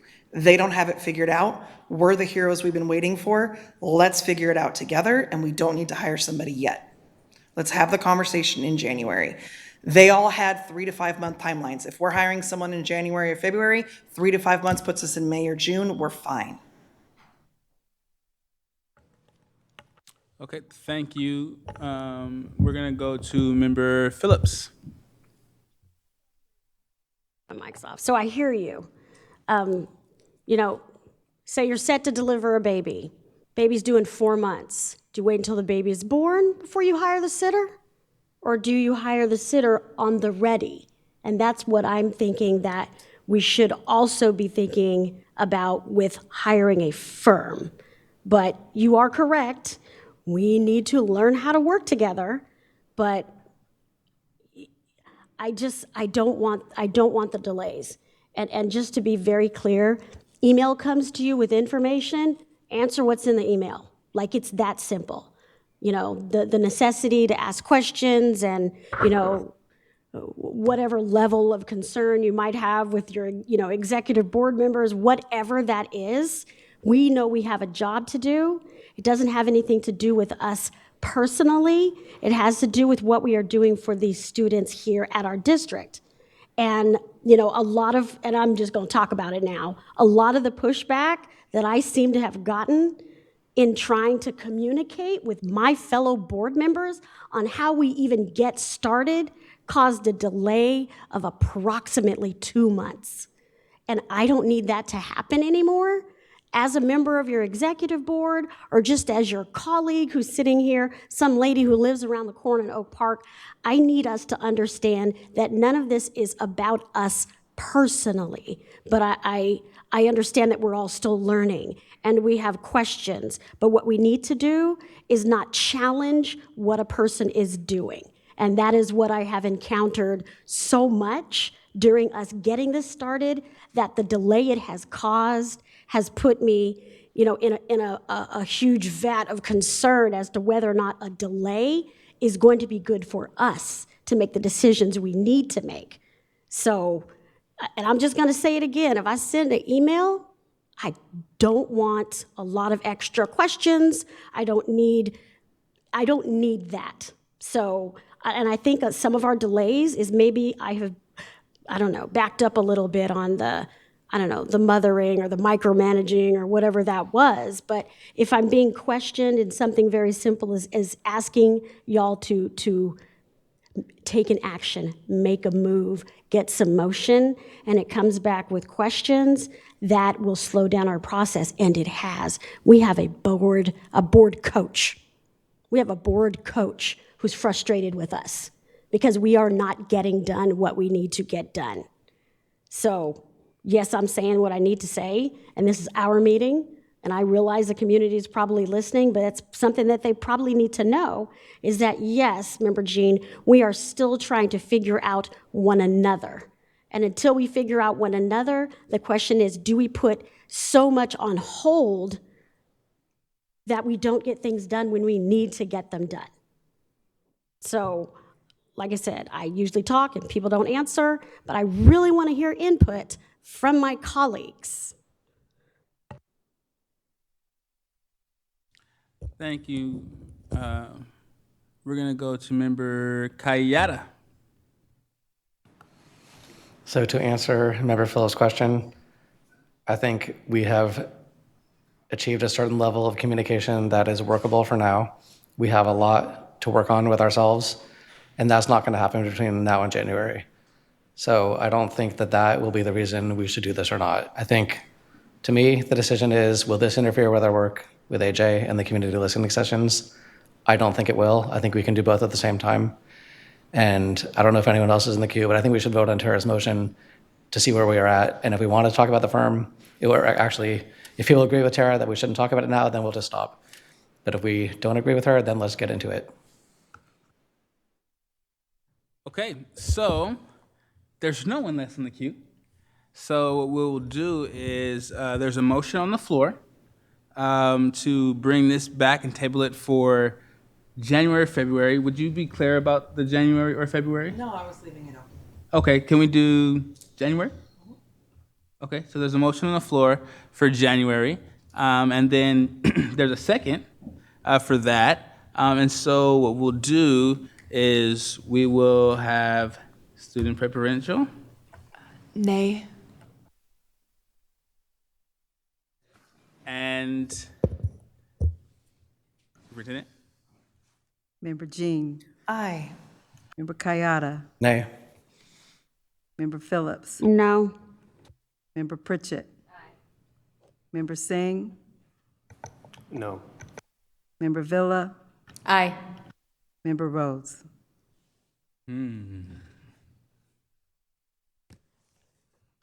So I'm actually pretty torn here because one of the things is I do want to move forward. I actually think January is kind of far off, but I do believe that December would make sense. So to Member Jean's motion, I would say no, and with the turn of saying, I would make a motion to bring it in December. I just want to do it earlier. So that's the motion on the table. If there's a second, so Member Jean's motion doesn't pass, and I'm actually making a motion if we can bring it in December. If there's a second, there's a second there. Okay, and so there's a first and a second, student preferential. Aye. Huh? Oh, okay, that's true. I'm trying to move it, man. I'm sorry. So before you give your student preferential, we do have a comment from Member Phillips. December is no different than January if we still don't have our stuff together. And I do understand that we have managed to have a number of ways to communicate that has perhaps made it work better. But I know that I'm, again, talking to myself, but December is not going to make a difference. We need to be on the ready so that when we finish the listening sessions and we gather our information and we have our guidelines and our can't even remember what they're called now, when we have that set up, then we will be ready to proceed. I don't want to take baby steps, and I don't want to rush the process either. But I want you guys to understand that we have a job to do. That is important. And in order for us to do that, you have to line up how you're going to do it. Right now, we're focused on community listening. And when we finish community listening sessions, are we going to have another delay? Y'all say no? I have doubts. But if that is not the case, and we have things already, we've collected our information, we have our goals and our guardrails, and we're ready to go, then we already have a search firm. I just don't feel comfortable with finishing a process, stopping, and then starting a new process and not feeling comfortable with that happening as quickly as it should and efficiently as it should. So I don't really think that moving toward December is what we should do. I think that if we have those cards in play now, then when we're ready, gives us time to actually move at that point than having to start a new process. We had do your homework is one of those mantras that y'all keep saying. Do your homework, do your homework. I got the requests, I read the requests, I was like, I'm ready, we've got our assignments, we have to all be as ready as I feel like I am to pull that firm in this evening so that they are ready when we're ready. Because if we are slow to get ready, it's going to put a pause on those folks getting ready for us. We have a board coach. We need to utilize this board coach to our full potential. We are not doing what we should with our board coach because we have had significant delays. So I know that we're working right now on getting a lot of things done and communicating, but this is a decision that I think that we can make this evening. December is not going to make a difference. So let me explain my my December for you. Through listening to everyone tonight, Member Jean kind of spoke about wanting to make sure we went through the listening session process, and this December date gives us that. We'll be done with our listening sessions. We'll be able to have our board retreat and conversation with our superintendent were around giving us, figuring out our priorities, those 4 priorities, guardrails, and goals for our community. So the board will have that time to have those discussions and kind of go in depth a little bit, and really push out all of the things that we really want to see and have those tough conversations. That will give us the opportunity to do that. And then we can have the conversation in our meeting in December. And then we can be able to be confident as a board that we're going to move forward. Right now, we have a pretty even split on both sides. But I think that this compromise gives us the ability to address some of the concerns from our colleagues while still moving forward with the work that we're doing simultaneously. And I'm just literally taking in consideration how everybody is feeling in this space. And I think, once again, our December date would be perfect because it addresses all of those things while not belaboring into January and February. So once again, that is mine. I have colleagues here that we're gonna hop in. So I have a first and a second. And I'll listen to the colleagues here real quick, and then we'll go into the vote and see if it goes through. All right. Member Kayada. First, I gotta say, I love it when I agree 100% with Gracie, because she says it so much better than I ever do, so thank you. In terms of the compromise, I don't think splitting the baby always works. Sometimes you just end up with a split baby. What? It's like a metaphor. I don't think December works, and I'll tell you why.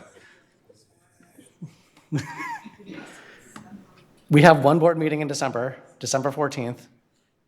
If we wait to do it then, we still need to meet with whatever search firm we're going to work with.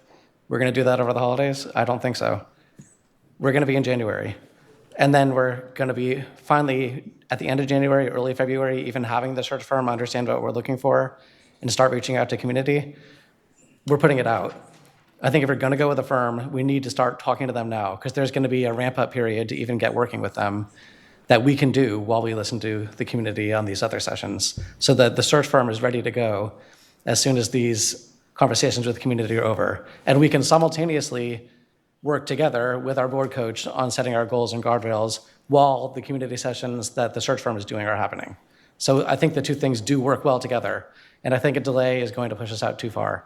I think we're going to be not doing anything until the new year if we wait till December. So, so you do understand that, maybe it will change, but how the votes here look is there's 3 people who want to go tonight, and there was 3 people who wanted to go in January. No one has a clear agreement. Maybe through these conversations, people will be swayed.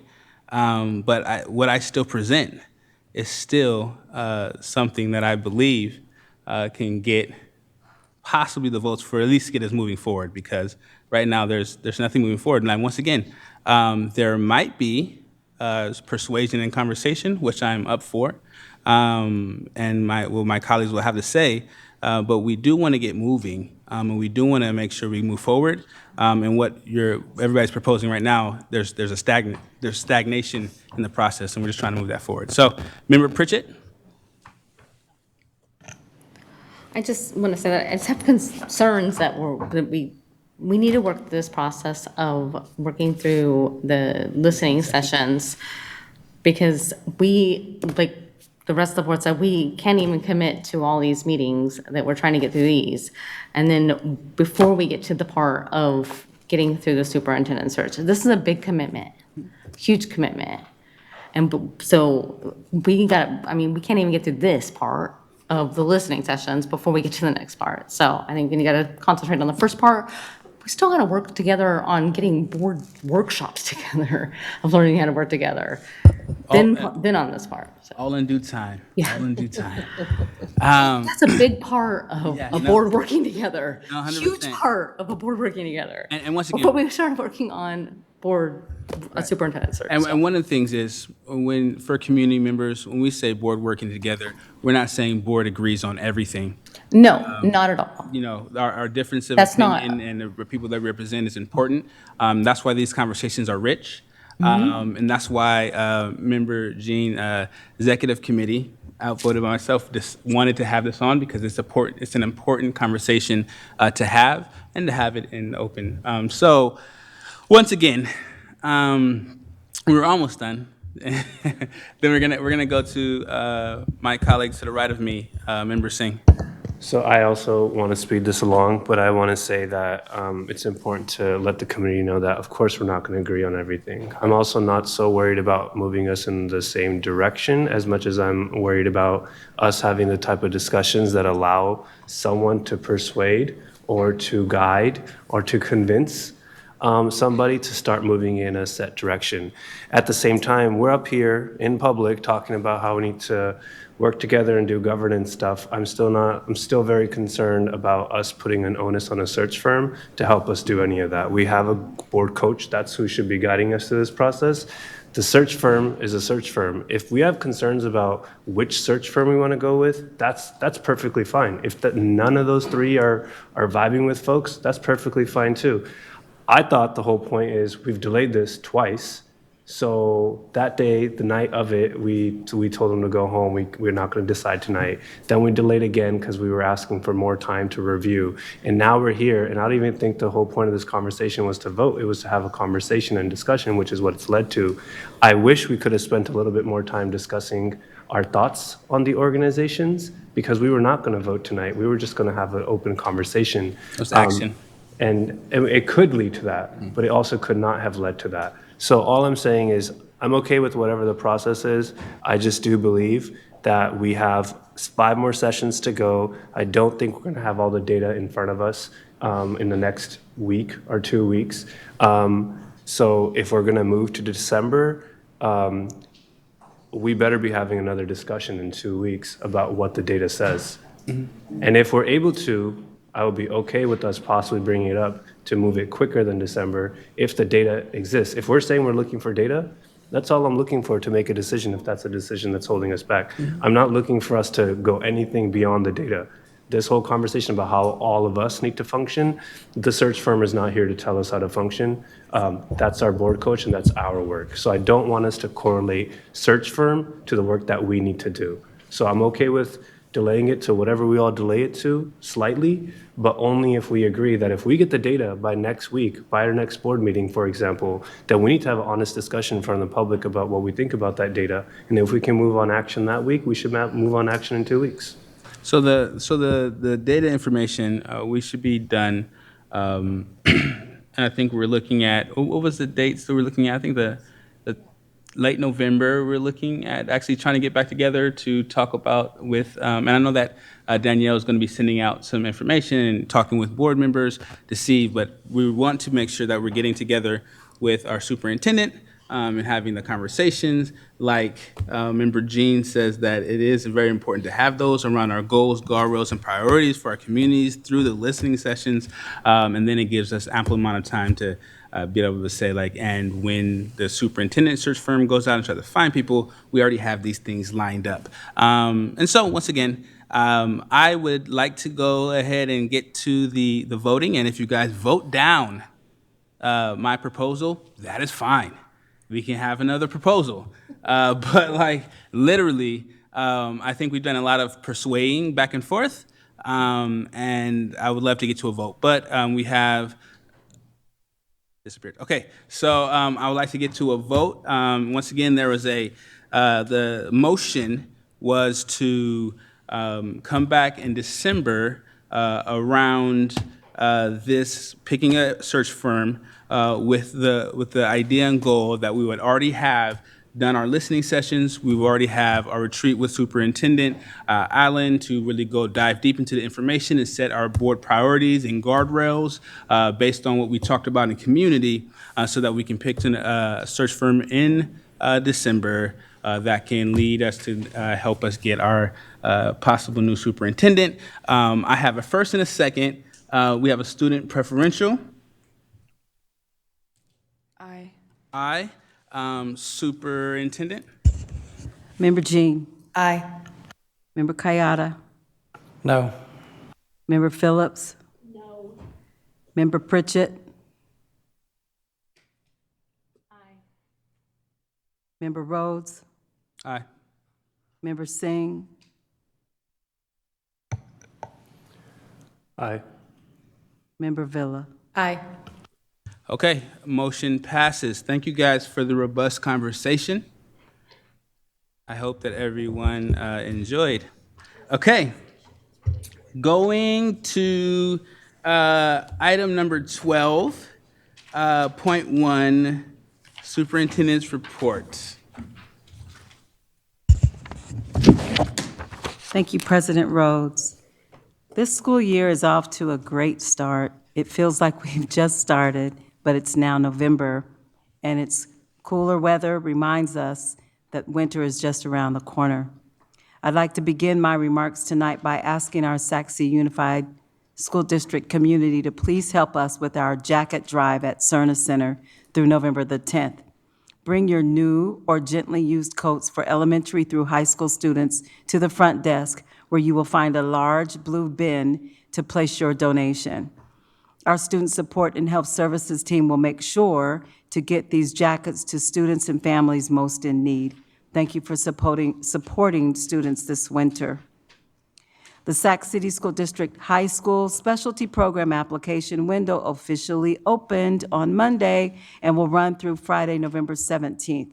Sac City Unified offers 31 specialty programs at our neighborhood and small specialized high schools, and families can use our School Finder tool to learn about the different specialty programs available throughout our district. On our website, families can easily sort through schools using filters or the map, and then search a school to view their programs, supports, pathways, advanced placement classes, clubs, activities, and athletic offerings. And speaking of athletics, I'd like to congratulate our fall student athletes on their playoff success. The West Campus girls golf team won this year's CIF San Joaquin Section Division IV Championships. Congratulations. Also in girls golf, Samantha Tom of Kennedy High School qualified as an individual for the CIF San Joaquin Girls Golf Masters Tournament. In addition to CIF, I'd like to highlight Miwok Middle School boys and girls cross-country teams for winning our Sac City Unified School District cross-country championships. Well done. Finally, I'd like to invite you to Floyd Farms this Saturday for the Food Literacy Center's Harvest Festival from 10 to 1 p.m. The Harvest Festival is a free community event for families featuring a petting zoo, free kids farmers market, live music and student performances, complimentary food and drinks, arts and crafts, garden games, and more, including a visit from our very own Sac City Unified mascot, Crispin. Food Literacy Center has been an incredible partner in our district in the operation of Floyd Farms next to Leah Tata Floyd Elementary. We hope to see you there on Saturday. Thank you. And then I'll keep mine brief in respect of time. This Friday, we have a listening session at Burbank High School. So community, please come out. This is an opportunity to speak directly to your Board of Education around what you want to see different and what are your dreams and goals for our district. Once again, this hasn't been done previously in this way, and we really want to make sure that your voices are involved. Also, you can find on our website and many of the board members' own social media pages around the dates, the times, and we invite all of you to be part. With that being said, we will go to our student member report. Member Segura. I'll keep mine sort of towards the SAC. We've been doing some outreach to get on to onboard members from schools that we didn't yet have represented. So we have put on board 2 new members from Rosemont High School and 1 member from Hiram Johnson So we have those voices now, and we're still in the process of trying to hire and onboard other students from the schools that we are currently missing on the SAC. Along with that, we've been working through the data collection of the survey. We have over 1,000 responses so far, which is one of the best outturns that we've had ever. I believe that our previous record was around 1,000. Right now, I think we're at 1,020 something. So we're on a great track. We still have a few weeks until the form closes. So we're getting a lot of really important information from all of the different high schools across the SUSD school district. And we are currently sorting through some of that information and getting the main points so we can start formulating our initiatives that we will be presenting to you guys at the end of this year. So, yeah. Wonderful. Thank you so much. And now we're going to go into information sharing by board members. If you have anything you want to share, please hop in the queue. And we're going to go to Member Singh. Thank you. Not to be a downer, but mine's a little heavy, so I'm going to have to say what I got to say. So this month, we're celebrating Sikh Awareness and Appreciation Month in California. I'm aware that our next board meeting will be spent bringing light to this recognition, but I also want to note that awareness arises when there's initial unawareness. So today, 39 years ago, the 1984 Sikh genocide was taking place by the Indian government between November 1st and November 6th. Tens and thousands of Sikhs were brutally killed across India. A collective punishment given to the Sikh community, given that on October 31st, the Prime Minister Indira Gandhi was assassinated by her Sikh bodyguards after she had ordered an attack on the holiest Sikh shrine, popularly known as the Golden Temple, and 40 other Sikh gurdwaras in June of 1984, which resulted in the murder of over 10,000 Sikhs. It ignited a decade of forced disappearances, genocide, and mass migration of Sikhs to the diaspora, including right here in the United States. In November of 1984, Sikh voter lists were provided to Hindutva mobs, those expressing Hindu nationalism, and government officials explicitly asked that police officers not interfere in the door-to-door ethnic cleansing of Sikhs. In fact, some police officers joined the mobs. Women were sexually assaulted, children were murdered, and Sikh men had tires thrown around their necks and lit ablaze in the streets. To this day, there is no justice that has been provided by the Indian state. The Sikh faith has survived multiple genocides by multiple regimes since its inception. We are also steadfast in our belief that we have a right to self-determination and self-governance. Over the past few weeks, my newsfeed has been filled with images of war, all of which are difficult to see. As someone who's dedicated to education, who sees education as a way out of poverty, crisis, and has lived through that, I'm hurting when I see images of murdered children and their schools reduced to rubble. The learning loss is unimaginable. As descendants of those who have lived, breathed, and continue to endure state-sponsored violence, I know that indiscriminate violence will never solve anything. As a member of the interfaith community, I know that we are strongest when we're united in prayer. I've been reading multiple resources about how to discuss war with children. All of them speak about compassion, focusing on the folks who are helping, and letting them know that there are adults doing everything in their power to solve the issue. I want the students and families of Sac City Unified to know that I am that adult who is doing everything in my power to raise my voice for peace. I want you to know that a better world is possible. With this conflict, we have seen a rise in hate crimes against the Jewish community and the Muslim community here in the United States. There is no room for anti-Semitism. There is no room for Islamophobia. Such hatred tends to move viciously through other communities. The first victim of post-9/11 hate crimes was a Sikh, and this past weekend, a 60-year-old Sikh man was killed in a hate crime in New York City. We all bleed the same, and my heart truly goes out to everyone who has ties to the region, to our Jewish, Muslim, Christian, staff, students, families, and anyone for that matter who holds ties to the region. I'm thinking of you. A recent poll showed that 66% of all Americans, regardless of their political preference, believe there should be a ceasefire. I agree, I support a ceasefire, and I pray for lasting peace and solutions through dialogue. Thank you. Thank you, Member Singh. Do we have anyone else in the queue? Okay, seeing that we have none, we're going to be going to approving the consent agenda. Do we have a motion to approve the consent agenda? Oh, we got people. So, Member Kayada.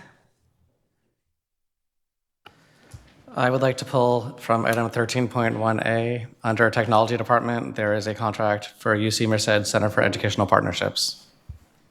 13.1A. Okay, and then, thank you, and then we have Member Phillips.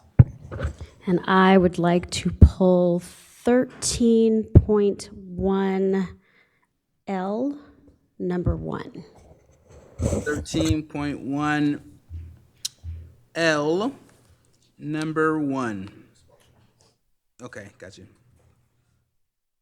Okay, and so with the pooling of those two items, do we have a motion to approve the consent agenda, removing those two items? So moved. Second? Okay, second. Student preferential? Aye. Okay. Member Jean. Aye. Member Kayada. Aye. Member Phillips. Aye. Member Pritchett. Member Rhodes. Aye. Member Singh. Aye. Member Villa. Aye. Okay, motion passes. Member Kayada, your item first. Please go ahead. Okay, so this item is with our technology department. It's a contract with UC Merced Center for Educational Partnerships for $192,810. I have concerns. I understand that this is a part of our data process and how we assist high schoolers identifying their course needs. But with any contract we make with outside entities, I think the dollars really need to prove their worth to make sure that we don't just have things that are good, but things that are well suited for us. UC Merced Center for Educational Partnerships. This was a place that our former superintendent worked before he came here. He brought it with him.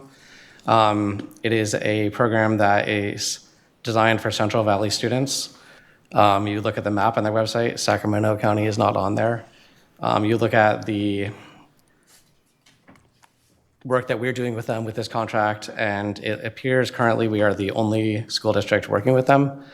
I'm not sure exactly how beneficial this contract is to us, and I would like to look into ways that we can pursue our options. If we're going to work with the college partner, we should be working with local schools. So that's why I pulled this. Okay, so we'll have a discussion, and I know that before I go to the next member in the queue, I know that we were at, I got to sit in a riveting presentation. Oh, okay. So riveting presentation by Dr. Eldridge there, and and how the utility of what this does. I think member Jean also sat in it with me, and this was, we were able to show that we are doing more with data integration and how that services our system more than multitudes of school districts. Most school districts that were in that presentation was like, how are you guys doing this and how it impacts? So I've seen the utility of the actual partnership and how it actually is impacting not only our district wide, but then also our teachers and administrative staff on the ground floor. But I would invite actually Dr. Eldridge to come up and to be able to speak towards that a little bit. And yes, Taylor, you did say, or Member Kayada, you did say how our superintendent brought the initiative, not with him necessarily. I think he started it after he was here. But I would say outside of Superintendent Aguilar bringing something, the utility of how it's used now, it's beyond what Superintendent Aguilar brought, and this is something that actually the staff have built out, and the utility of the staff. So superintendent or not, I don't think that it actually holds weight to what the staff has been able to do with the partnership and what they are actually using it for, and it supersedes Superintendent Aguilar. So Dr. Eldridge, if you can kind of speak towards my colleague from the southwest side of the city about what his concerns are.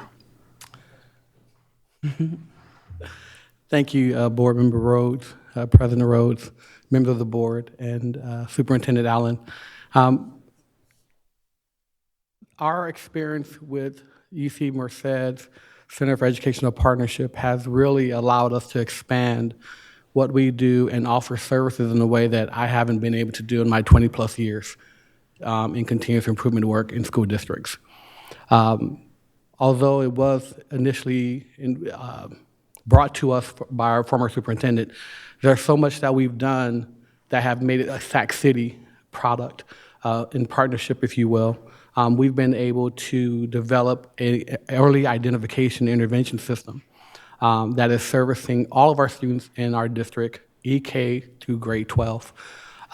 It is deeply integrated in our work. Just to give you some numbers behind that, I pulled some numbers just this past week because I have the ability to look at our usage. And we have 155 individuals in the last 2 months, our counselors and social workers, just in the last 2 months that have accessed our early identification intervention tool over 11,200 times, an average of 70 times per user. Just today, I was doing training at Wilsey Wood Middle School, and as part of our integration, we're showing them how our teachers are able to access their students' early identification intervention levels. They've never been able to do that before. But now they're getting that every day, and we're giving that information side by side, other information that they're doing. So I have a whole lot I could say, but just to give you a little snippet, one of the things that our partnership is doing that we don't talk about a lot is our constituent services for our parents and families, right? They are also powering that for us as part of our partnership. And just to give you an idea, our entire constituent services, they're logging over 7,500 times in the system in the last 2 months, for an average of 1,500 per person. Not to mention the FAFSA that's required as part of our state reporting. Again, all of this is, they're doing it as part of the partnership, which is well below. I priced it out because at one point in time, I was wondering, like, what would we do, right, if we would need to divest? It was over $1 million in terms of replacing that work. I have the backup, did a 70-page deal. So I believe we are really getting the bang for the buck. I think we're serving our students really well with this program and this partnership, and I hope that we're able to continue it. Thank you so much. So the motion on the floor is, now we have a little bit of conversation, but Member Kayada, what is your motion? You pulled it, but do you have a motion? Well, I would not have a motion then. I would just let it sit if that were my choice. So I'll make a motion. I'll make a motion to approve. Do I have a second? Do student preferential? Aye. Aye. Can we have a roll call vote? Member Jean? Aye. Member Kayada? No. Member Phillips? Yes. Member Pritchett? Aye. Member Rhodes? Aye. Member Singh? Aye. Member Villa? Aye. Okay, motion passes. Thank you so much for your time. Thank you. Now, going on to our next item, and was 13.1L. Okay. So this one, we're just going to, do you have a motion? I guess it's just a motion to put it to a vote. Can't discuss it. It's an expression. Correct, and it's just number one. Number one. Oh, it's number one. Okay. So 13.1, and we're going to put it to a vote. So 13.1. It's expulsion number one. Yeah, expulsion number one. Yes or no? Okay. There still needs to be a motion to approve number one, 13.1L, number one. Motion to approve 13.1. I have a motion. A second? Is there a second? Second. Okay. Student preferential. Abstain. Okay. Member Jean? Aye. Member Kayada? Aye. Member Phillips? No. Member Pritchett? Aye. Member Rhodes? Aye. Member Singh? No. Member Villa? Aye. Okay. Motion passes. And now we're on to, I believe, future board meeting dates and locations, November 16th and December 14th. But we, board members, are actually going to adjourn back into closed session. Okay? So, see you guys in closed session.